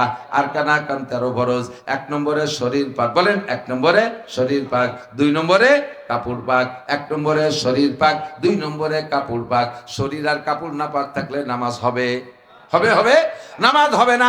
এবার যার শরীরের খবর সেই জানে আমার শরীরে পাক রাখতে কি কি করা লাগে সেটা আমি বুঝবো, ঠিক কিনা? সবার শরীর একটা অবস্থা। যুবকরা পেশাব করে, তাদের শারীরিক অবস্থা ভালো, পেশাবের ফোর্স ভালো, পেশাব করে দিলে 5 হাত দূরে যেয়ে পড়ে, গপ গপ করে দিয়ে পড়ে। আর 80 বছরে বুড়ো পেশাব করলে জায়গায় পড়ে যায়, ফাঁসার তলে ফাঁসা মাছাও ভিজে যায়। যুবকরা পেশাব করে একবারে ক্লিয়ার হয়ে যায়, আর বুড়োরা পেশাব করে আটা দেওয়ার পরে কুলুক ধরে খানিক ঘোরাঘুরি কাছাকাছি দাপাদাপি ছাটাছাটি করার পরে ফিরে আবার পেশাবখানার মধ্যে এসে খানিক সময় বসে দেয়। পিছনেতে পুতা ডাকতেছে, দাদা তুমি কয়বার পেশাব করবা? কারণ বুড়ো মানুষের শরীর আর যুবকের শরীর একরকম না।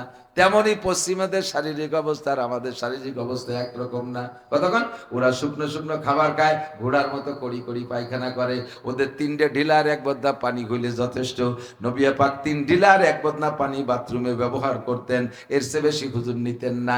এখন আমরা সেই হাদিস দেখে যদি আমরা 3 ঢিলার 1 বদনা পানির পর নির্ভর করতে যাই, তাহলে সব দিন একরকম আমার শরীর থাকে না। আমরা বাঙালিরা কি কি খাই? ছোলা, মুড়ি, পেঁয়াজি, বেগুনি, তারপরে সিঙ্গাড়া মিঙ্গাড়া ইত্যাদি খাইয়ে খাওয়ার পরেতে পেটের মধ্যে আষাঢ়ি মেঘের মতো গুড়গুড় গুড়গুড় করে ডাক শুরু হচ্ছে। পায়খানা ধাক্কা দিলি আর পায়খানা পর্যন্ত যাওয়া লাগে না, দরজায় যাওয়ার আগে 2 রান বেশি গেছে। এখন তুমি তো হাদিসের ভিতরে পাইছে 1 বদনার 3 কুলুক, তোমার তো 2 রান বেশি চলে গেছে। তোমার 1 বদনার 3 কুলুক দিলি কেউ সাফ করা যাবে? তো দম কল বালিও সাফ হয় না। কতক্ষণ? তাহলে এবার তুমি কি বলবা? 3 কুলুক আর 1 বদনা পানির কথা বলবা না, এবার বলবা শরীর পাক। কাজী মাসালা হলো শরীর পাক। যার শরীর যেভাবে পাক করা যায় সে সেইভাবে পাক করবে। পেশাব করার পরে এই দেখেন পেশাব এনে পানি ফেলাইলে দোষ আছে না? একটু খানি খাই নিয়ে গেছে, অল্প একটু আছে, এই যে টুকরে ফেলাই দিচ্ছি, পড়ে গেছে না? সোজা করলাম। এখন জাহিদি পড়ে না, কি বলে না, 3-4 ফোঁটা পড়ছে, আমার নাক মুখ ভিজে যাচ্ছে। এত বড় মুখ দিয়ে পানি ফেলালাম সবটুক, এরপরে জাকলি যদি 10-12 ভোট পড়ে আর পেশাব করছেন তো অত বড় মুখ দিয়ে না, চিকুন একটা পাইপ, বসার সাথে সাথে পাইপটা ওই ভিতরে কোড়া মোড়া বেহা কোড়া হয়ে গেছে, তে মাথা চৌরাস্তায় এটুটে বাঁধিয়ে রয়েছে। যখন পেশাব করে সোজা দাঁড়াবেন পাইপটা টান টান হয়ে গেছে, ওই মোড়ে করে যে আনাজ ছিল সব নিচের দিক ধরতেছে। ও জায়গা তার খেজুরে ঢিলের মতো ঢিলে বইতে তোর নাই। তাহলে এই পেশাব যায় লাগবে কোন জায়গা? গায়ে লাগবে আর কাপড়ই লাগবে। 1 নম্বরে শরীর নাপাক, 2 নম্বরে কাপড় নাপাক। কতক্ষণ? আমাকে আপনাকে শরীর আর কাপড় যদি নাপাক থাকে তাহলে নামাজ হবে না। আমাকে এই শরীর আর কাপড় নাপাক বানায়, বেনামাজি বানায়, জাহান্নামে পাঠানোর পাইতারা নাম আহলে হাদিস। আহলে কোরআন আলারা কয় নামাজ 3 ওয়াক্ত, ওয়াকিমিস সালাতা তরাফাইন নাহার, নামাজ পড়ো দিনের 2 অংশে, ওয়াকিমিস সালাতা তরাফাইন নাহার ওয়া যুলাফাম মিনাল লাইল, আর রাতের 1 অংশ। তারা বলে দিনের 2 অংশ মানে দিন কাকে বলে? বেলা থাকার নাম দিন। যোহর আর আসর হলো দিনের 2 অংশ, আর রাতের বেলা ঈশা, ফজর আর মাগরিব পড়া লাগবে না, অথবা ফজর আর মাগরিব দিনের 2 অংশ, আর রাতের ঈশা, যোহর আর আসর পড়া লাগবে না। এইটা হলো আহলে কোরআন পার্টি। দোস্ত জোরে বলেন নামাজ কয় ওয়াক্ত? আসসালাওয়াতুল খামস। নবী পাক বলেন নামাজের চাইতে বড় ইবাদত নাই। আর এবার নামাজের ইবাদতের কারণে নেকামলের মাধ্যমে আল্লাহ পাক নেকামলের মাধ্যমে গুনাহকে ধ্বংস করে দেয়। আকিমিস সালাতা তারাফাইন নাহারি ওয়া যুলাফাম মিনাল লাইল ইন্নাল হাসানাতে ইযহিবনা সাইয়্যাত। নেকিতে গুনাহ খেয়ে ফেলে। এই জন্য নবী পাক বলেন আমার হাতের দিকে তাকান, আমার হাতের দিকে তাকান, আমার হাতের দিকে তাকান। নবী পাক বলেন 3টে ইবাদত তোমার গুনাহকে ফিল্টার করার জন্য 3টি আমল, গুনারে ফিল্টার করার জন্য 3টি আমল। বলবো? আগে টিউবওয়েলের পানিতে জম্মের আয়রন হতো, মনে আছে না? এই আয়রন ফিল্টার করার জন্য ইদানিং তো প্রযুক্তির অনেক ফিল্টার বেরোইছে।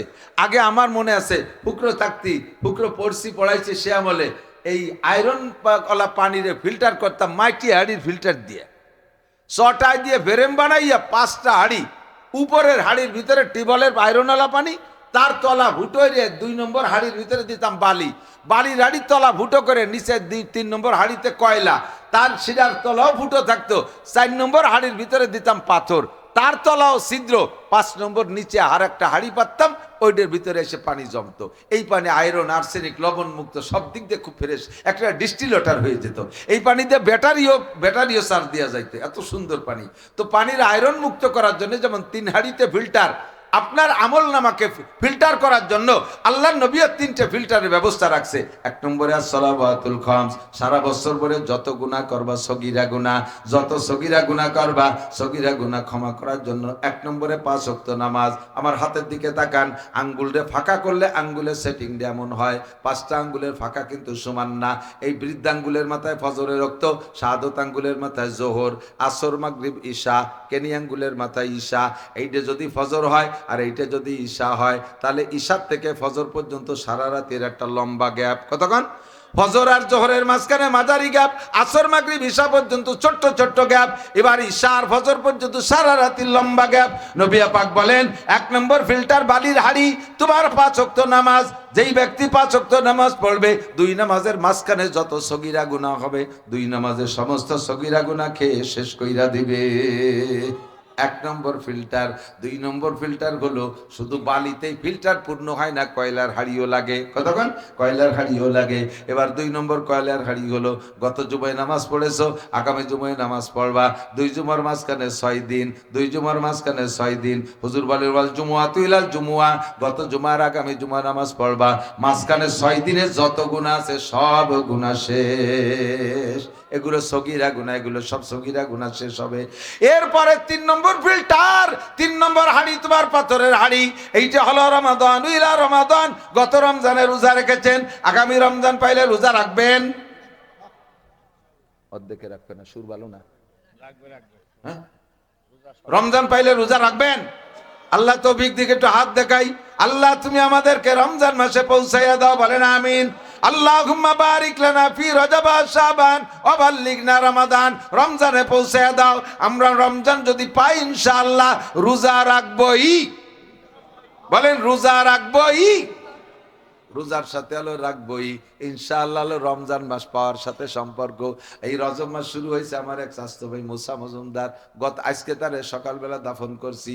ভাই আমার নামাজি, রমজানের রোজা রাখতো, সেও ইচ্ছা করেছিল রমজান পাইলে রোজা রাখবে, কিন্তু আল্লাহ তার আগেই নিয়ে চলে গেছেন। আমাকে এই রমজানের আগে 1 মাসের মধ্যে আমারও মরণ হইতে পারে কি পারে না। এই জন্য দোয়া, আল্লাহ রমজান মাসে পৌঁছাই দিও, রমজান পাইলে রোজা রাখবো। গত রমজানের আগামী রমজানের মাঝখানে 11 মাস, 11 মাসে যত গুনাহ করেছেন সব গুনাহ 2 রমজানে শেষ কইরা দেয়। এই সব গুনাহ হলো সগীরা গুনাহ। নবী পাক বলেন, 3 প্রকার ইবাদতে তোমার ফিল্টার পরিষ্কার, তোমার কি বলা হয় পানি। তবে শর্ত হলো ইজাজতানাবাল কাবায়ের, কবিরা গুনাহ থেকে তোমার বাঁচতে হবে। কবিরা গুনাহ কি? আমার দিক, কবিরা গুনাহ কি? এবার কবিরা গুনাহে চলে যে দিক আর নাড়াচাড়া করবো না। কবিরা গুনার ভিতরে 3টে হলো সবচেয়ে বড় কবিরা গুনাহ, একে বলে আকবারুল কাবায়ের। এই বয়ানটা ইমাম সাহেবরা জুমায় জুমায় করবেন। মুমিনের ঈমান ধ্বংস করে ফেলতেছে, ঈমানকে নষ্ট করে ফেলতেছে। এই 3টে হলো, 2টে হলো ঈমানের সাথে সম্পৃক্ত। আকবারুল কাবায়ের সবচেয়ে বড় কবিরা গুনাহ 3টা। 1 নম্বরে শিরিক, 1 নম্বরে শিরিক। শিরিক আবার 2 প্রকার, শিরিক মা আল্লাহ, শিরিক মা রসুল। আল্লাহর সাথে শরিক করা, রসুলের সাথে শরিক করা।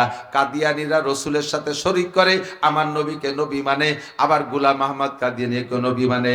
আল্লাহু আকবার, একটু জোরে বলতে হবে। গোলাম আহমদ কাদিয়ানী নবী না কাফের? নবী না কাফের? আমার নবীর পরে কিয়ামত পর্যন্ত আর কোন নবীর দরকার আছে? আর কোন নবীর দরকার নেই। জায়গা আমরা পিওর। 2 নম্বরে শিরিক মা আল্লাহ, আল্লাহর সাথে শিরিক করা।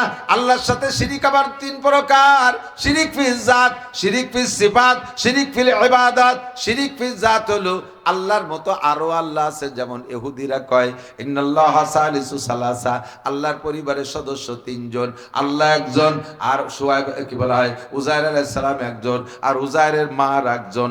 এই 3 জন আল্লাহর ফ্যামিলির সদস্য। আল্লাহ পাক রব্বুল আলামিন তো আল্লাহই আছে, আর উজাইর আলাইহিস সালাম হলো আল্লাহর ছেলে, আর উজাইর আলাইহিস সালামের মা হলো আল্লাহর স্ত্রী। একটু কবেন না নাউজুবিল্লাহ। স্ত্রী বলাতে আপনার মধ্যে হিট করে না, আর একটু ব্যাখ্যা করে বলি।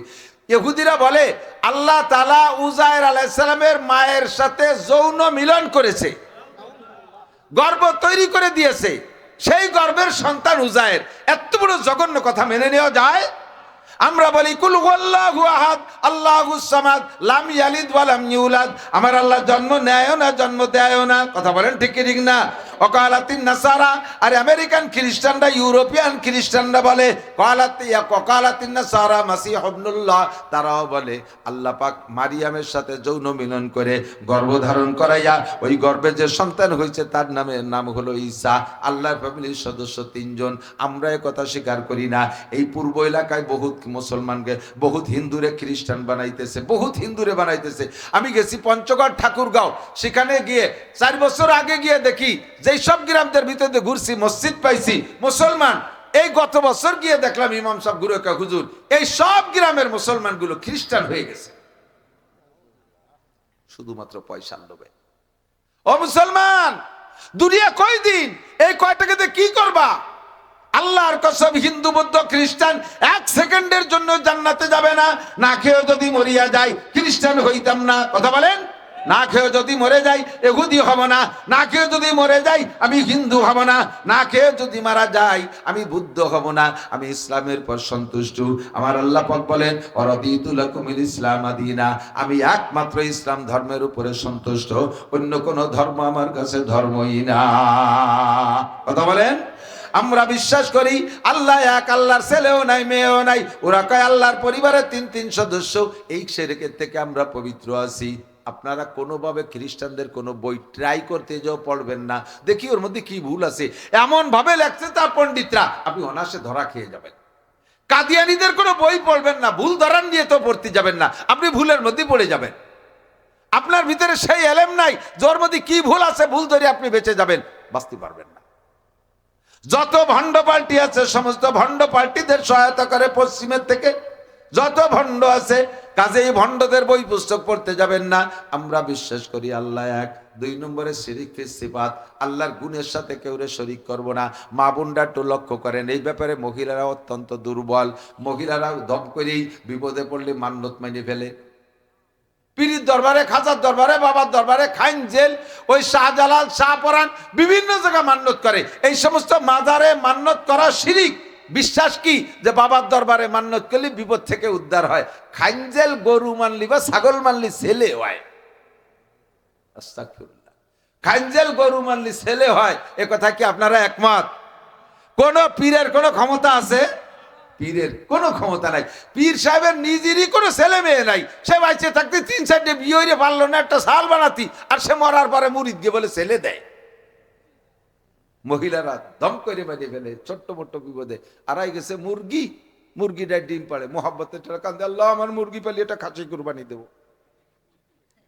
মুরগি পাইলে খাসি কুরবানি দেবে, উস নাই যে মুরগির দাম কয়টা, খাসির দাম কয়টা। বাচ্চা পেটে থাকতে সেই সময় ডেলিভারি যন্ত্রণার ভয়তে মোটা মোটা মান্যত করে সব বাবার দরবারে, পীরের দরবারে। মনে রাখবেন, মসজিদি মান্যত করাও জায়েজ নাই। মসজিদি মান্যত করাও জায়েজ নাই। রসুলের রওজায় মান্যত করাও জায়েজ নাই। কাবা ঘরের নামে মান্যত জায়েজ নাই। মান্যত হবে একমাত্র কার নামে? আল্লাহর নামে মান্যত হবে। মান্যত করা জায়েজ আছে। আল্লাহ কিভাবে মান্যত? আল্লাহ তুমি আমাকে বিপদ থেকে উদ্ধার করো, আমি একটা খাসি সৎকা করে দেব। এই সৎকাটা কোনো বাবার দরবারে, খাজার দরবারে দিলে পুরো হবে না। এ দেবেন জবাই করে গরিবদের মধ্যে লুটোই দেবেন, এতিমদেরকে খাওয়াই দেবেন।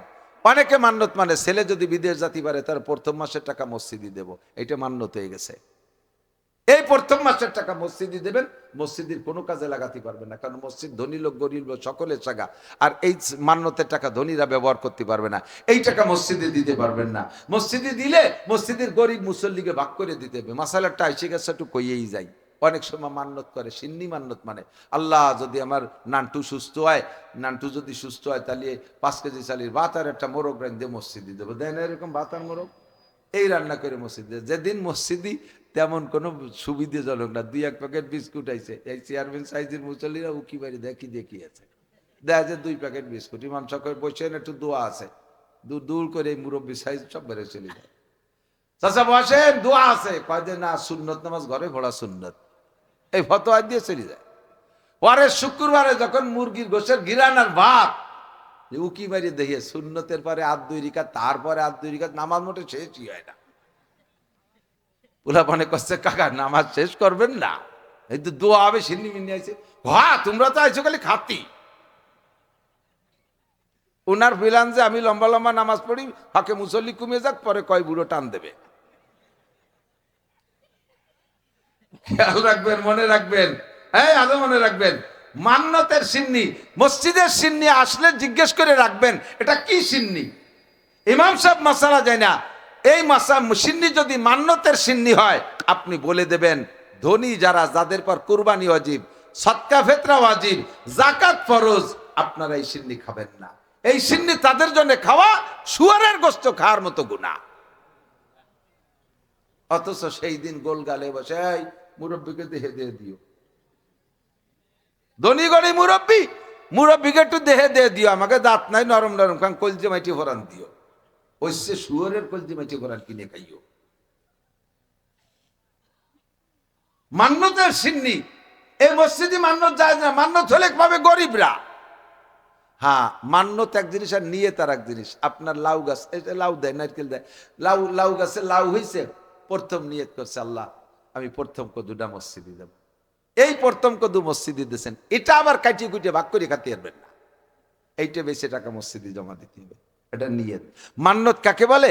আর একজনের বিপদ উদ্ধারের জন্য যে জিনিস মান্যত করা হয় তাকে বলা হয় মান্যত। আপনার গরুটা অসুস্থ হয়েছে, দোয়া করছেন আল্লাহ আমার এই গরুটা যদি সুস্থ হয়, কথা কি বুঝতেছেন নাকি? ছড়াই বড়াই নসি কি দিয়ে কিবেন, আর একটু কথা রয়েছে সামনে, কতক্ষণ থাকতে পারবেন তা তো করতে পারতেছি না, আছে পারবেন? আরে এই মশালাগুলো তো সব দিন আসে না, এসে গেছে কয়ে যায়, কথা কন না, ঝামেলা যে জায়গা সেইগুলো। গরু অসুস্থ হয়েছে, গরু সেটি হচ্ছে পাতলা পায়খানা, মরে কি বাসে, মরে কি বাসে, নিয়ত করছেন আল্লাহ আমার গরুটা যদি সুস্থ হয় তাহলে এর কুরবানি দেব। এই গরুটা মান্যতই নেই, এটা মান্যতই নেই, কারণ যারে মানছেন তার বিপদ উদ্ধারের জন্য তারে মানছেন, এরে মান্যতই নেই, এটা হচ্ছে নিয়ত। আপনার ছেলেও অসুস্থ, আল্লাহ আমার ছেলে যদি সুস্থ হয় তাহলে গরু কুরবানি দেব, এই গরুটা হচ্ছে মান্যত। আমি কি বুঝতে পারছি? মুরগিও অসুস্থ, আল্লাহ আমার মুরগি কটা বাইচে থাকলে এতে একটা মসজিদ দেব, এটা মান্যত না, এটা কি না, এটার টাকা বিক্রি করে মসজিদে রাখবেন, এটা হলো নিয়ত। ওই মুরগি অসুস্থ, ওরে বাঁচানোর জন্য ওরে মানছেন, আর একজনের বিপদ উদ্ধার করার জন্য আর একজনের মান্যত করা, এর নাম হলো মান্যত। বুঝছেন তো? ছেলে যদি চাকরি পায় একটা ছাগল দেব, ছেলে এক জায়গা ছাগল আর এক জায়গা। বউর যদি বাচ্চাটা নর্মাল ডেলিভারি হয় তাহলে একটা ছাগল দেব, বউ এক জায়গা ছেলে এক জায়গা আর ছাগল আর এক জায়গা, ওইটারে এটার জন্য এরে কয় জানের সদকা, একে বলে মান্যত। এই মান্যতের গুলো গরিবরা খাইতে পারবে, ধনীরা খাইতে পারবে না। এই মান্যত গুলো যে মান্যত করে তার ছেলে মেয়ে নাতি নাতনি পুতা পুতনি তার থেকে যারা জন্ম নিয়েছে ওরও সিরিয়ালে এরা খাবে না, আর সে যাদের থেকে জন্ম নিয়ে আইছে আব্বা মা দাদা দাদি নানা নানি এরা খাইতে পারবে না। ভাই বোন গরিব বলে খাইতে পারবে, চাচা চাচি গরিব বলে খাইতে পারবে, এরা পারবে খাইতে, ধনীরা খাইতে পারবে না। আর আরবিতে বলে উসুল ফুরু, নিচে আর উপর আলারা খাইতে পারবে না। মান্যতের তা মসজিদে আসে, ধনী গরিব বাসা কোটা নাই, জিলাফি ধরে টপটপ গিলতি তালে থায়, হিসেব করে খাইয়েন, হিসাব করে খাইয়েন, কতক্ষণ? আল্লাহু আকবার। এই মান্যত, আল্লাহ মান্যতের দ্বারা কিচ্ছু হয় না, যা হবার তা হইয়েই যায়। মান্যতের দ্বারা কিরপিনির পকেটেতে কয়টা টাকা বের করা হয়, তাই ছাড়া আর কিছু হয় না। শিরিক ফিস সিফাত এসে গেল, বলে গেলাম, ফাঁকে মশালাগুলো মনে রাখবেন। শিরিক ফিস সিফাত যাহা কিছু করে কে করে? কোন মখলুকের কোনো ক্ষমতা নাই। তোমরা আমারে শেষ করছো, তোমরা আমারে এই করছো, তোমরা আমারে ওই করছো, এগুলো সব শিরিক ফিস সিফাত। বলবেন না ছেলেটা আজকে চাকরি করে দূরে ভাত খাচ্ছি, এ কথাও শিরিকের মধ্যে পড়ে যাবে। বলবেন না কত মানুষের ছেলে নাই, তারা কি রুটি খাচ্ছেন এখানে? তারা ভাত খায় না, বরঞ্চ হইর আরো ভালো খাচ্ছে। আমার বাড়িতে এক হইর আছে, বিক্রি করিয়া চাইল কয়টা নিয়ে দোকানে বেশি ফেলায়। আমি একদিন করলাম চাচা ডেলি বিক্রি করে চাইল বেশি ফেলায়, তা খাও কি? কারে বাবাই 12 ভেজালি চাইল খাওয়া যায় না, হইরই 12 ভেজালি চাইল। আপনি কি খান? পাইজাম খাই, মাঝে মাঝে বাসমতিও খাই। আল্লাহু আকবার। তো ফকিরের কেউ নাই, তারে আল্লাহ বাসমতি খাওয়ায়। কত মহিলার ছেলে নাই, তাকে আল্লাহ খাওয়াচ্ছে না, না খাওয়ায় রাখে, খায় কি খায় না? এগুলো সব শিরিক। জমি আছে বলে বাইসে রইছি, চোখ চাকরি আছে বলে বেঁচে আছি, এগুলো সব শিরিক ফিস সিফাত। এই সমস্ত খাজা বাবা বাবা দরবার এগুলো সব শিরিক ফিস সিফাতের মধ্যে পড়ে।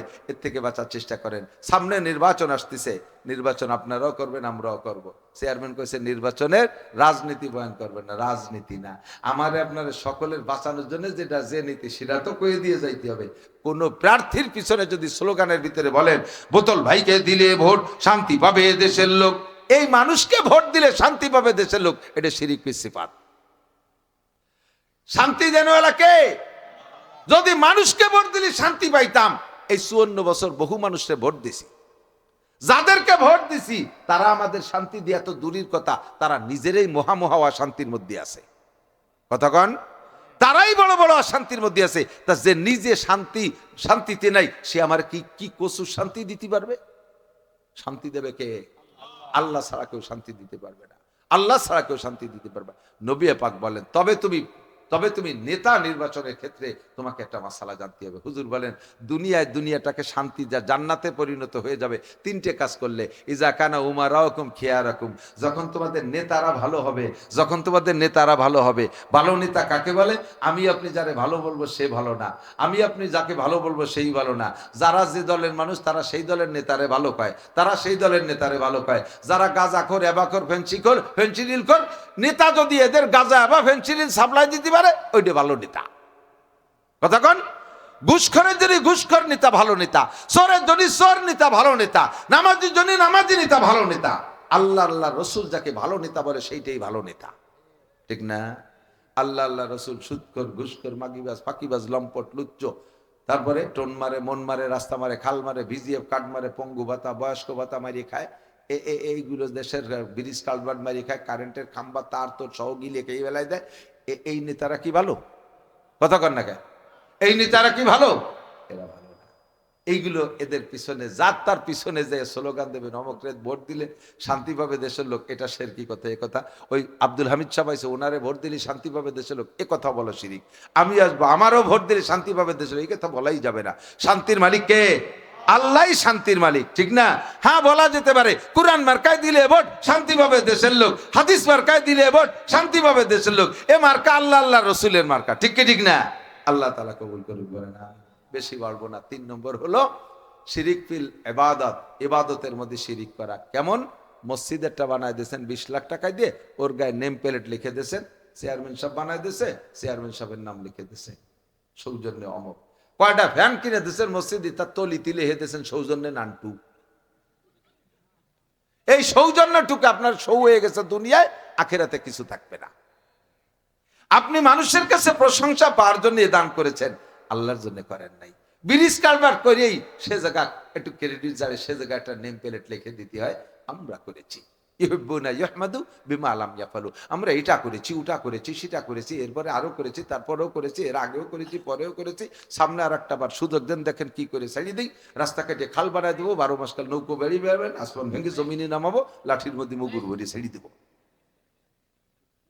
এই যে সমস্ত কথাগুলো সব শিরক ফিল ইবাদত, ভালো কাজগুলো নষ্ট করে ফেলতেছেন। আপনি তো আগে দাড়ি রাখতেন না চেয়ারম্যান, আপনি তো আগে দাড়ি রাখতেন না, যে এই বয়সে দাড়ি না রাখলে মানসি কি কয়? তাহলে এই যে দাড়ি রাখছে, এই দাড়িটা আল্লাহর জন্য রাখেন নাই, মানসি কি কয় ঠেকানোর জন্য। আমার চেয়ারম্যান হজ করে আসার পরে আল্লাহর রহমতে ক্লাসের সাথেই রাখছে দাড়ি, তবে খাটো খাটো রয়েছে, একটু লম্বাই রে ফেললি ভালো হয়। এক মুঠের আগে দাড়িরে দাড়ি কয় না। যে যাকে যত ভালোবাসে সে তার লুকমা তত বেশি দেওয়ার অধিকার রাখে। কথা কন? ওনার এই দেশের কোন হুজুর এইভাবে কইতে পারবে যে আমি পারবো। আমার মহাব্বতের ভাই, বিছানার বন্ধু, ছোটবেলায় এক জায়গায় বসে কত খাইছি। কিয়ামতের ময়দানে যেন আমার চেয়ারম্যান সাহেব হাসতে হাসতে সাহাবায়ে কিরামদের সাথে একসাথে জান্নাতে যেতে পারে, বলেন আমিন। একবার হজ করছে, আল্লাহ তাআলা যেন বারবার হজ উমরা করার তৌফিক দান করে, বলেন আমিন। পরিপূর্ণ সুন্নতি জিন্দেগি করতে পারে, বলেন আমিন। পরিবারের সকলকে সেভাবে গড়ে উঠাইতে পারে, বলেন আমিন। শিরিক ফিল ইবাদত। আপনি তো আগে নামাজ পড়তেন না, এখন যে খুব পড়েন, কয় যে বিটিকে জ্বালায় বাড়ি থাকতে পারি না। নামাজ পড়েন, মসজিদে আসেন কি জন্যি? মহিলাকে জ্বালায়, বাড়ি থার কায়দা নাই। তাহলে এই যে নামাজ পড়েন কাকে জ্বালায়? কথা কয় না। আল্লাহর জ্বালায় না মহিলাকে জ্বালায়? এই নামাজটার নাম হলো শিরিক ফিল ইবাদত। এই ইবাদতের নাম কি? শিরিক ফিল ইবাদত। ইবাদতের মধ্যে শিরিক হয়ে গেছে। এদিক আজ তুই তো রোজা চাইস না, আজকে যে রোজা, কয় যে দিলওয়ার চেয়ারম্যানকে বাড়ি ইফতারির দাওয়াত। তাহলে আজকে রোজাটা কি জন্য হয়েছে? ইফতারির দাওয়াত খাওয়ার জন্য, আল্লাহর জন্য হয়নি। কথা কন না কেন? ঠিক না? এই যে সমস্ত ইবাদতের ভিতরে খুব সতর্ক থাকতে হবে, খুব সতর্ক। পাগড়ি পরছো মানুষকে দেখানোর জন্য, পাগড়ি রাটের সাথে পরে ওয়াজ করতে আসে, বোরকা একটা গায়ে দিয়ে আসে বক্তারা। ওই যে দেখছে না সৌদি বোরকা, হিন্দে সোনালি ফ্রেম দিয়া ওয়াজ করতে, ওই বোরকা লাগবে কে? ওয়াজ করতে ওই ওই ওই বোরকা কি জন্য লাগবে? এই উকিল কোট কি জন্য লাগবে ওয়াজ করতে? এটা ভঙ্গি না? আবার রুমাইল একখান মাথায় যে তার উপরে টায়ার একটা ভেসাইছে। সৌদি আরবের যে টায়ার ভেসা নেওয়া দেয় দেখেন, তুমি বাঙালি হুজুর, তুমি টায়ার ভেসাতে গেছো, ওটা তাদের ইউনিফর্ম। ওয়াজ করতে আইছে 3-4টে ল্যাপটপ ট্যাপটপ দিয়ে, গুটি খানিক নিয়ে আইছে। এটা ভঙ্গি করো, দেখাও। পাবলিকে ওয়াজ করবো 2-4টে কথা, তাই বাঙ্গাই চোরাই কথি লাগে ঘন্টার পর ঘন্টা, ওর মধ্যে অতগুলো বই। বয়ান করে, তার ভিতরে 16 নম্বর 25 হাদিস, 2255 হাদিস, 56 নম্বর এত হাদিস, অমুক কিতাবের এই রেফারেন্স দিয়া, এটা আর একটা শিরিক। তার মানে ক্রেডিট ঝাড়ে। আমি খুব জানি কোরআন শরীফের এত নম্বর সূরার এত নম্বর আয়াত, এত পণ্ডিতের, এই পাবলিককে এইগুলো মনে রাখতে পারবে? কি দরকার আছে পাবলিকের কাছে এই সমস্ত নাম্বার হাওলা দেওয়া? এটা একটা ক্রেডিট, এই ক্রেডিট দেখানো, এটাও শিরিক ফিল ইবাদত। তোমার বয়ানে মানুষের হিদায়াত পাবে, তোমার বয়ানে তোমার কোনো ফায়দা হবে না। আর এই সুর দিতি দিতি দিতি দিতি কারে টানতি টানতি কোয়ানে নিয়ে যাচ্ছে, তাও দেয় না। যে মাঝে মাঝে কই না, আমার আমাকে এক ফুকরবাদের ছাত্র পাইছিল, আসরের আজান দিচ্ছে, হাইয়ালাল ফালারে টানতিছে, তা টানতি টানতি মনে নাই কারে টানতিছে, খানিকটা দিয়ে হাইয়ালাল ফালাহু আকবার, সুর দিতি দিতি সে মনে নাই যে কারে টানতিছে, পরে আল্লাহ ফালাহু আকবার।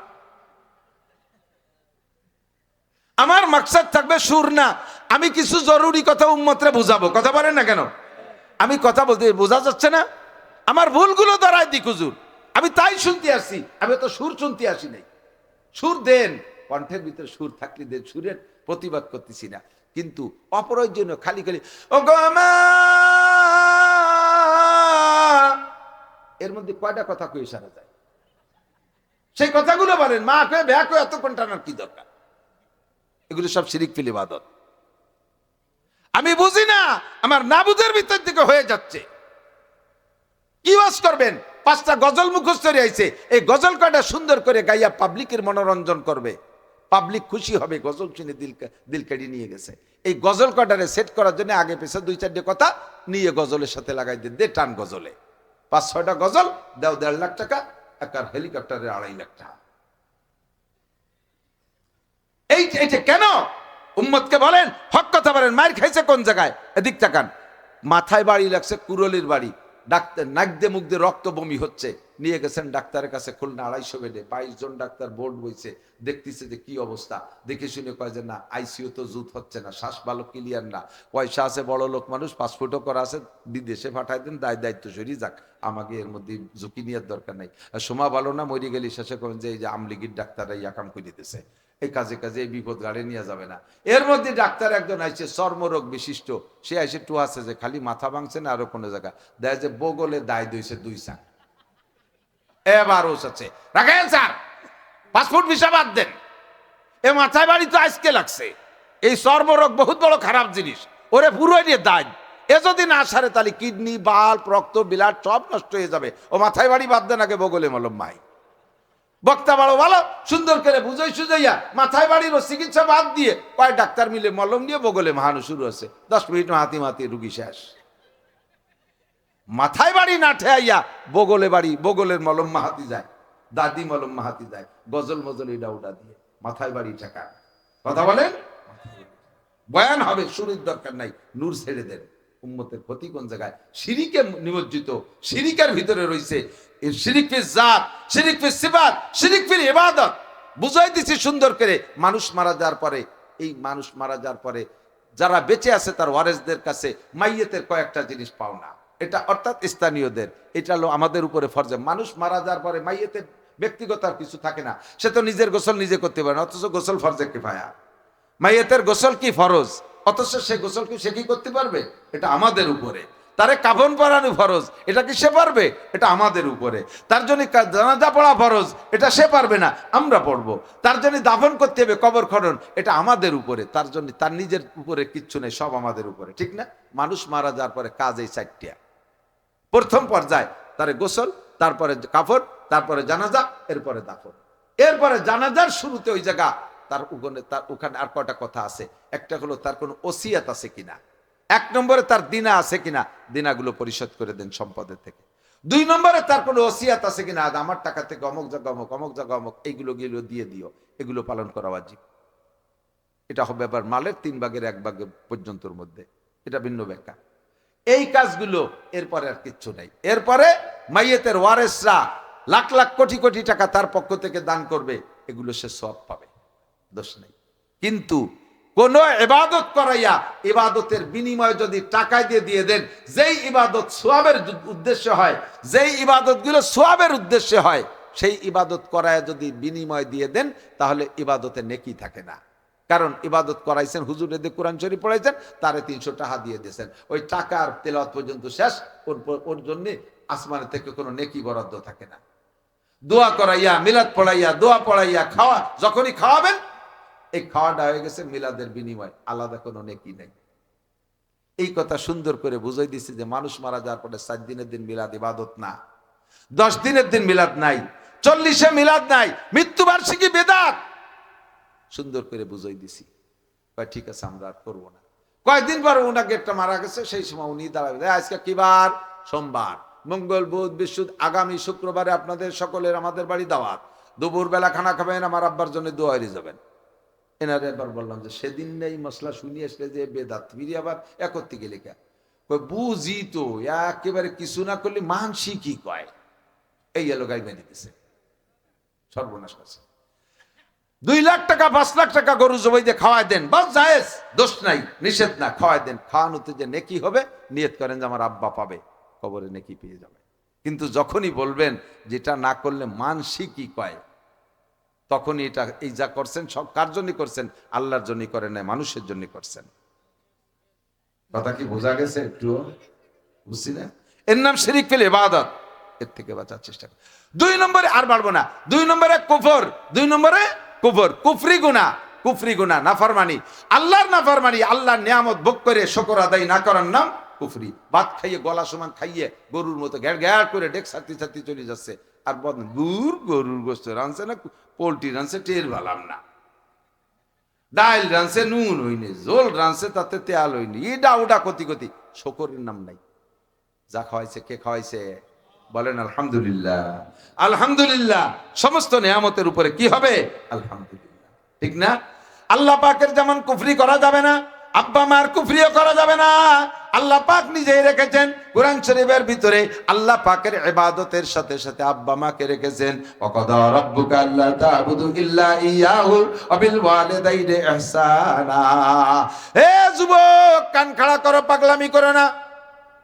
আল্লাহ পাক বলেন ওয়াকাদা রাব্বুকা আল্লা তা'বুদু ইল্লা ইয়া, আল্লাহ পাকের সিদ্ধান্ত, আল্লাহ পাকের সংবিধান, কদা মানে সংবিধান, আল্লাহ পাকের সংবিধান, আল্লাহ তা'বুদু ইল্লা ইয়াহু। জোরে বলেন ইবাদত করব কার? জোর হলো না কার? দুনিয়ার কোন মখলুকের ইবাদত হবে না।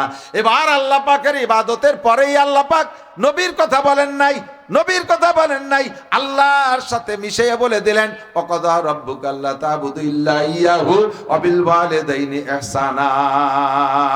আল্লাহর পরে নবীরও আগে, আল্লাহর পরে নবীরও আগে আপনার জন্য শ্রদ্ধার পাত্র হলো আব্বা মা।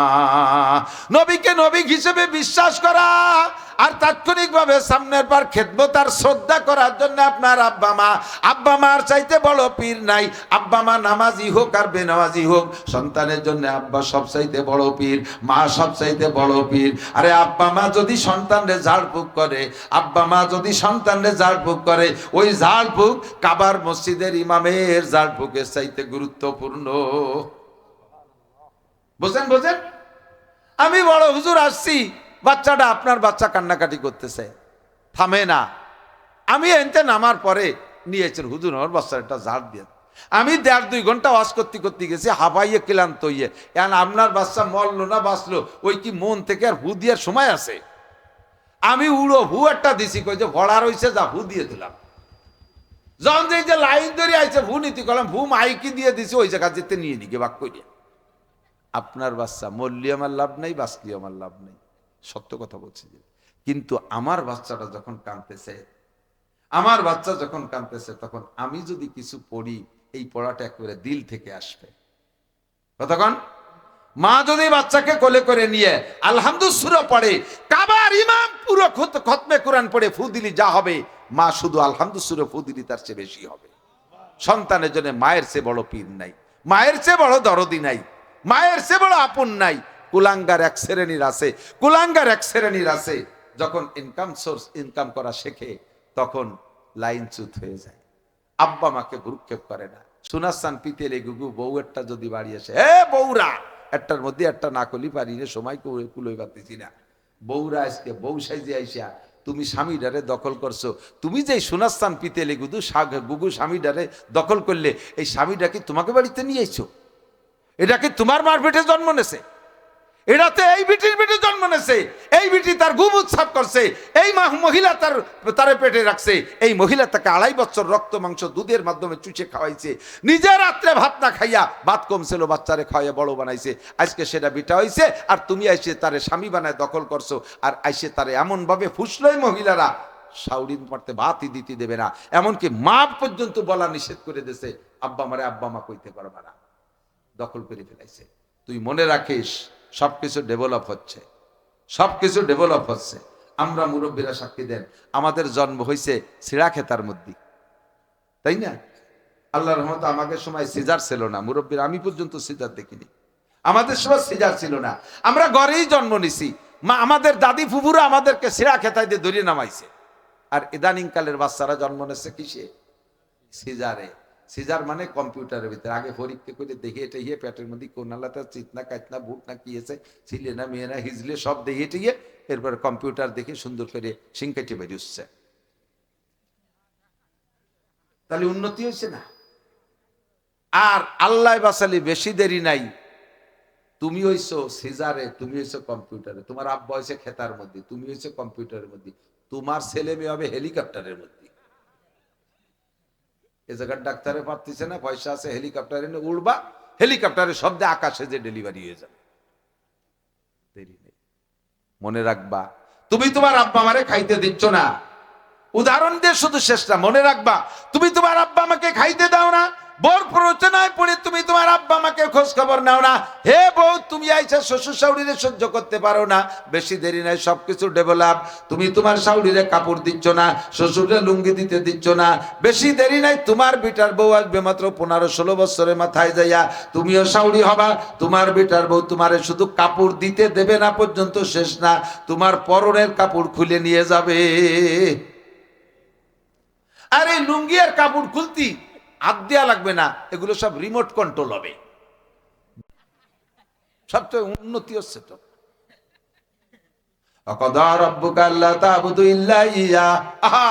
বাংলাদেশ স্বাধীনের পরে 3-4 বছর পরে তো একটু বোঝা শিখছি, 69 আমার জন্ম, 3-4 বছর পরের থেকে একটু বোঝা শিখছি, সংসারের অবস্থা অনুভব করা শিখছি। আমার ভালো করে মনে আছে, আমাদের ইউনিয়নের নাম পাইককান্দি, আমাদের ইউনিয়নের মাঝখানে একটা মাঠ, এই মাঠের চতুর্দিক দিয়ে গ্রামগুলো, আমাদের গ্রামটা একেবারে পশ্চিম পাশে, আর পূর্ব পাশে পাইককান্দি। প্রায় এখন মাঠ, এই ঘরবাড়ি বানাতে বানাতে মাঠও ছোট হয়ে গেছে, সে সময় অনেক বড় মনে হইতো, আর ছোট মানুষ তো। তো স্বাধীনের পরে আমার মাকে দেখেছি, আমাদেরকে রাতের বেলা যে খাবার দিত, দুপুর বেলা 4টে ভাত রান্না করতো, দুপুর বেলা মোটামুটি পেট ভরে দিত, আর ভাতের হাড়ি 3-4 ভাত থাকতো। রাতের বেলা মা কইতো, তোরা মা খাইয়া নেলা নেলা ভাগ করে খা, তোর আব্বার জন্য সাইডে বেশি তো। বলতাম, মা আপনি খাবেন না? কয় না, আমার কি দিয়ে নাই। আমার মার কি দিয়ে নাই? আমার মার কি দিয়ে নাই? মাও যাই দুপুরে খাইছে, আমরাও সেই দুপুরে খাইছি। আরো ছোট ভাইরা, ছোট ভাই বোন কোলে থাকতো, মার দুধ খেয়ে মার পেটটা খালি করে ফেলাইছে, মার কি রাত্রে কি দিয়ে নাই? মা পেটে ক্ষুদা নিয়ে ঘুমোই রয়েছে, আর নেলা নেলা ভাত আমাকে খাওয়াইছে। একটা কাপড় 2 ভাগ করে পড়ছে, আমি দেখছি। আমি ছোট মানুষ বুঝতে পারিনি মা কাপড়ের অভাব। শুনলাম যে পাইককান্দি চৌধুরী বাড়িতে মানুষের কাপড় দিচ্ছে, ওই বড়দের সাথে আমি বিলকুল ল্যাংটা, সে সময় পোশাক টোশাকও পরি না, গরমকাল খরার ভিতরে সেই ল্যাংটায় চলে গেছি, সেই জায়গা কাপড় আনতি, সারাদিন বসে রয়েছি, বড় গেদেছে। আমি ছোট মনে আমার কে কেয়ার করে নাকি, দেইনি। মা মনে করছে আমি নদীতে পড়ে মরে গেছি, আর মা তো কান্দি বেড়াচ্ছে, কইও যাইনি। সন্ধ্যের সময় আইসি, কালো মানুষ, আরো কালো হয়ে গেছি, জড়াই ধরে কান্দিছে, আব্বা তুমি কোথায় গেছিলে? আমি বললাম, মা ওই পাইককান্দিরা কাপড় দিচ্ছে, তাই সবার সাথে গেছিলাম, আপনার জন্য এখানে কাপড় পাইনি, কি তার বড় গেদেছে আমারে দেয়নি। ওরে কানলো আমার মা, আমারে জড়াই দিল। আবার সেই মা গত 3 সপ্তাহ আগে ইন্তেকাল করেছেন। আমি আমার মাকে পছন্দের উপরে পছন্দ, যা আমার জিন্দগিতে সাধ্যে কুলায়, মা যা চায় সব আমি মাকে দিয়েছি। মা মনে হয় যে পরিমাণ কাপড় মা রেখে চলে গেছে, মা আরো 20 বছর বেঁচে থাকলে নতুন কাপড় কিনা লাগতো না। আমার সেই কথা মনে ওঠে। আর আমি নতুন কাপড় কিনতে যে সবচেয়ে ভালো কাপড়টা কি, টাকা নিয়ে আমার মার কাছে দিতাম, মা এই টাকা হয়েছে, মা গুইনে টুনে বলতো, যাও তোমার টাকা তুমি কাজে লাগাও। আমার টাকায় সে জায়গা যেখানে লাগাইছে সেখানে টাকার গাছ পয়দা হয়েছে। চেয়ারম্যানের বাড়ি যখন লজিং থাকতাম, ফুকরো দেলোয়ার ভাই সাক্ষী, এত অভাব, একটা লুঙ্গি, একটা জামা, একখান ছেঁড়া গামছা, একটা গেঞ্জি, ছাত্র ভাইদের ফেলাইনের স্যান্ডেল রে সিলাইনের পাইপের ফিতে দিয়ে পাইপ বানা ফিতে দিয়ে আমি পাই দিছি। ক্লাসে 1 নাম্বার ছিলাম, কোনোদিন সেকেন্ড হই নেই। বাইরে আর আমার এক জায়গায় সুতি দিছে, উনি আজকে তাই আমার মনে করে কয়, দুইজনে আমাকে সুতি দিছে, উনি শুয়ে রয়েছে আর আমি নাকি রাতভর পড়ছি। সে রাতভর পড়াই আমার নেশা ছিল সারা জীবন। তো মেহনত করছি, আল্লাহ তাআলা তার সুফল আমার দিয়েছে। আমি সেই মাকে আমার বোর কথায় কিভাবে আমি বলবো কন্ত? মা তো আমার পেটে রাখছে, মাই তো আমার না খেয়ে খাওয়াইছে, আমার গুমুত মা সাফ করছে। আমি সেই মাকে বোর কথায় আমি বাদ দেব? হতেই পারে না। আমার টাকা আমার মার কাছে যাবে, মা গুনিয়ে গেছে যারে যা দেবে তাই দেবে। কপাল পোড়া, আজকে আব্বা মারে খাতি দিস না, তোর গালের ভিতরে থেকে বাম হাত দিয়ে বাদ বের করে নিয়ে যাবে, খালি নালাবি আর কানবি। দূরত্ব যদি হয়ে থাকে আজকে রাত্রে যে পায়ে ধরে মাপছবি। وَقَضَى رَبُّكَ أَلَّا تَعْبُدُوا إِلَّا إِيَّاهُ وَبِالْوَالِدَيْنِ إِحْسَانًا إِمَّا يَبْلُغَنَّ عِندَكَ الْكِبَرَ أَحَدُهُمَا أَوْ كِلَاهُمَا فَلَا تَقُل لَّهُمَا أُفٍّ وَلَا تَنْهَرْهُمَا وَقُل لَّهُمَا قَوْلًا كَرِيمًا واخفض لهما جناح الذل من الرحمة وقل رب ارحمهما كما ربياني صغيرا। বারবার দোয়া করবি, এটা মা বাপ মরার পরে দোয়া না, জীবদ্দশায় বলবা রব্বির হামহুমা কামা রব্বায়ানি সগীরা। আমার ছোটবেলা যেমন পালছে, আমার আব্বা মা বৃদ্ধ হয়ে গেছে, আল্লাহ তুমি আমার আব্বা মার এরকম পালো। মৃত্যুর পরে দোয়া করবা, আল্লাহ আমার আব্বা মা আমার ছোটবেলায় যেমন লালন পালন করেছে তাদের কোলে কইরা আমার আব্বা মা এখন তোমার কোলে, আমার আব্বা মাকে সেইভাবে যত্ন করো। এইভাবে দোয়া করবা, পায়ের নিচে নিজেকে বিছিয়ে দিবা, ইনকাম করে আব্বা মার হাতে দিবা, টাকা পয়সা আব্বা মার কাছে দিবা, ওষুধপাতি পরিমাণ মতো দিবা। আর এক ভাই দিল কি দিল না এই ব্যাপারে তুমি কোনো ঠেলা মারবা না। ছেলে কি কামিয়া আলিয়া খালি আমি আল্লাহ আর নাই তোমার কাছে, এই কথা তুমি বলবা না। তুমি মনে করবা তোমার আর কোনো ভাই নাই, তোমার মায়ের তুমি একাই মাত্র সন্তান। মা তোমার জন্য কি করেছে ধীরে ধীরে বসে বসে মনে করো। তুমি তোমার মায়ের সন্তান, তুমি তোমার মায়ের প্রথম সন্তান। তোমার মায়ের যৌবন তুমি দেখছো, হাতের গোছাটা বেলনের মতো টাইট ছিল, মুখ ভরা গাল ভরা গোস্ত ছিল, সুন্দর একটা দেহ ছিল, গায়ের রং কাঁচা হলুদের মতো ছিল। এখন সেই মা বুড়ি হয়ে গেছে, হাত পায়ের চামড়া ঝুলে গেছে, গাল ভেঙে গেছে, চোখ বৈশা গেছে। তোমার মা এখন পর্যাপ্ত খাইতে পারে না, আগের মতো খাইতে পারে না। পোলাপানের মতো একটা দিলে আর একটা চায়, একটা দিলে আর একটা চায়। রাগ মোটে করবা না, যা চাই খুশি থাকবা, দিবা।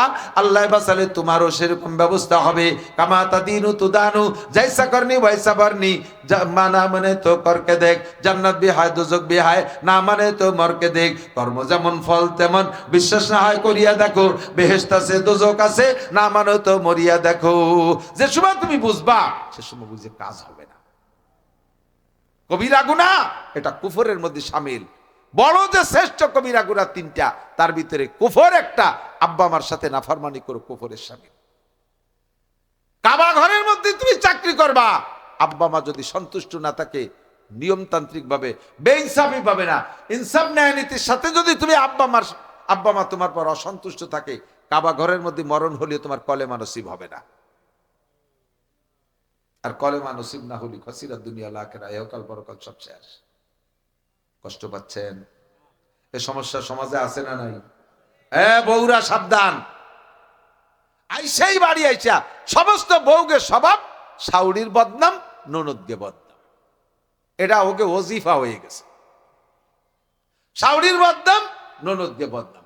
তোমার মেয়েরা বিয়ে দিলি সে জায়গা যে সে ওই বিপদে পড়বে। তুমি মেয়েরে প্রশিক্ষণ দিবা, শাউরির প্রশংসা, ননদ দেওয়ারের প্রশংসা, শ্বশুর শাউরির খেদমত করবা। আল্লাহ তাআলা তোমার কপালে সেরকম মিলাই দেবে। কুফর বেদাত ফাঁকে ফাঁকে বলে গেছি, 3টি হলো বড় গুনাহ। 1 নম্বরে শিরিক, 2 নম্বরে কুফর, 3 নম্বরে বেদাত। এরপর বহু কবিরা গুনাহ, বহু কবিরা গুনাহ। নামাজ না পড়া কবিরা গুনাহ, রোজা না রাখা কবিরা গুনাহ, হজ না করা কবিরা গুনাহ, যাকাত না দেওয়া কবিরা গুনাহ, কুরবানি ওয়াজিব হইছে না করা কবিরা গুনাহ, দাড়ি কাটা কবিরা গুনাহ, দাড়ি ছাটা কবিরা গুনাহ, খ্রিস্টান মার্কা চুল বানানো কবিরা গুনাহ, তাই প্যান্ট শার্ট টাই কোট যেভাবে পড়লে খ্রিস্টানদের পোশাকের মতো সাদৃশ্য হয়, এগুলো করা কবিরা গুনাহ। টাকনু শুয়ে প্যান্ট পাজামা লুঙ্গি পরা কবিরা গুনাহ। মহিলারা বেপর্দা করা কবিরা গুনাহ। বোরকা পরছে কিন্তু মাথার উপরে কাপড় নাই, মাথা খোলা বোরকা, কবিরা গুনাহ। বোরকা পরে শাটার খুলিয়ে দিয়েছে, মুখ খোলা, কবিরা গুনাহ। আল্লাহু আকবার। গান বাজনা কবিরা গুনাহ। ফেসবুক ইউটিউবের ভিতরে ল্যাংটা উলাঙ্গা ছবি দেখা কবিরা গুনাহ। সুদ খাওয়া কবিরা গুনাহ। ঘুষ খাওয়া কবিরা গুনাহ। সুদ দেওয়া কবিরা গুনাহ। ঘুষ দেওয়া কবিরা গুনাহ। আলঠেলা কবিরা গুনাহ। জাল দলিল কবিরা গুনাহ। মদ গাঁজা এবা বিড়ি সিগারেট হুক্কা কবিরা গুনাহ। অকথ্য ভাষায় গালাগালি কাজাকাজি করা কবিরা গুনাহ। পরে গীবাত শিকায়েত করা কবিরা গুনাহ। মিথ্যা কথা বলা কবিরা গুনাহ। মিথ্যা প্রচার, মিথ্যা সংবাদ প্রচার দেওয়া কবিরা গুনাহ। পরনিন্দা করা কবিরা গুনাহ। মানুষকে ঠাট্টা করা কবিরা গুনাহ। অহংকার করা কবিরা গুনাহ। আল্লাহ কয় ইনতাজতানিবু কাবায়ের, এই বড় বড় কবিরা গুনাহ এগুলো দেখা যায়, এরা ফনা তুলবে, তুমি জাম দিয়ে সরে যাবো, দাঁড়াও যাবা না। কয়েকজন বসে বসে গীবত করতেছে, এই না হুজুর, এই যে ফাঁকা ফাঁকা কথা কই, এই ওরে ওই ওরে সেই ওরে, এমনি ভালোবাসে। যখন আমার গীবত করে তখন আরো খুব লক্ষ্য, তাই আক্কা বাক্কা খেয়ে শুনতে আসে।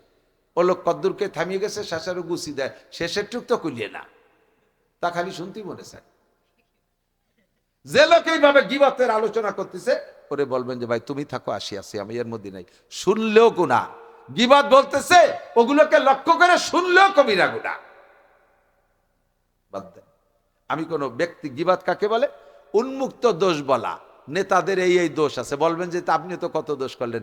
উন্মুক্ত, কোন ব্যক্তি নাম টার্গেট করে বলা যাবে না। দোষগুলো যেগুলো করতেছে উন্মুক্ত ভাবে, সেই উন্মুক্ত ভাবে সাধারণভাবে বলে দেওয়া, যাতে উম্মত সতর্ক হয়, এটা যায়।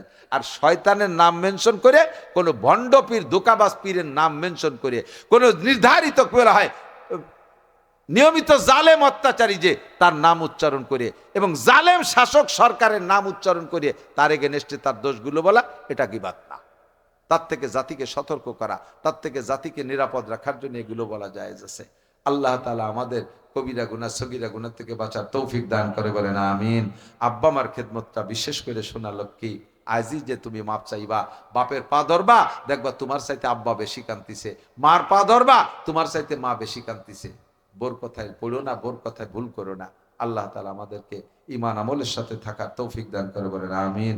ভাষাগত ত্রুটি বিচ্যুতি মার্জনীয়, যা বলেছি শুনেছি, আল্লাহ আমল করা তৌফিক দান করুন। দুরূদ শরীফ পড়ি। আল্লাহুম্মা দোয়া করুন, দোয়া করুন।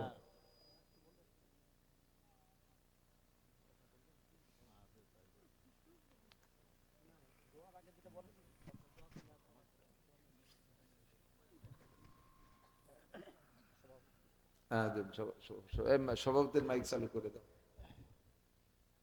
আসসালামু আলাইকুম ওয়া রাহমাতুল্লাহ। ওয়ালাইকুম আসসালাম। সম্মানিত এলাকাবাসী, আমরা হাদিস ও কোরআনের আলোকিতে কথা শুনলাম। নাসির সাহেব আমাদের বড় বক্তা, আপনারা সবাই জানেন।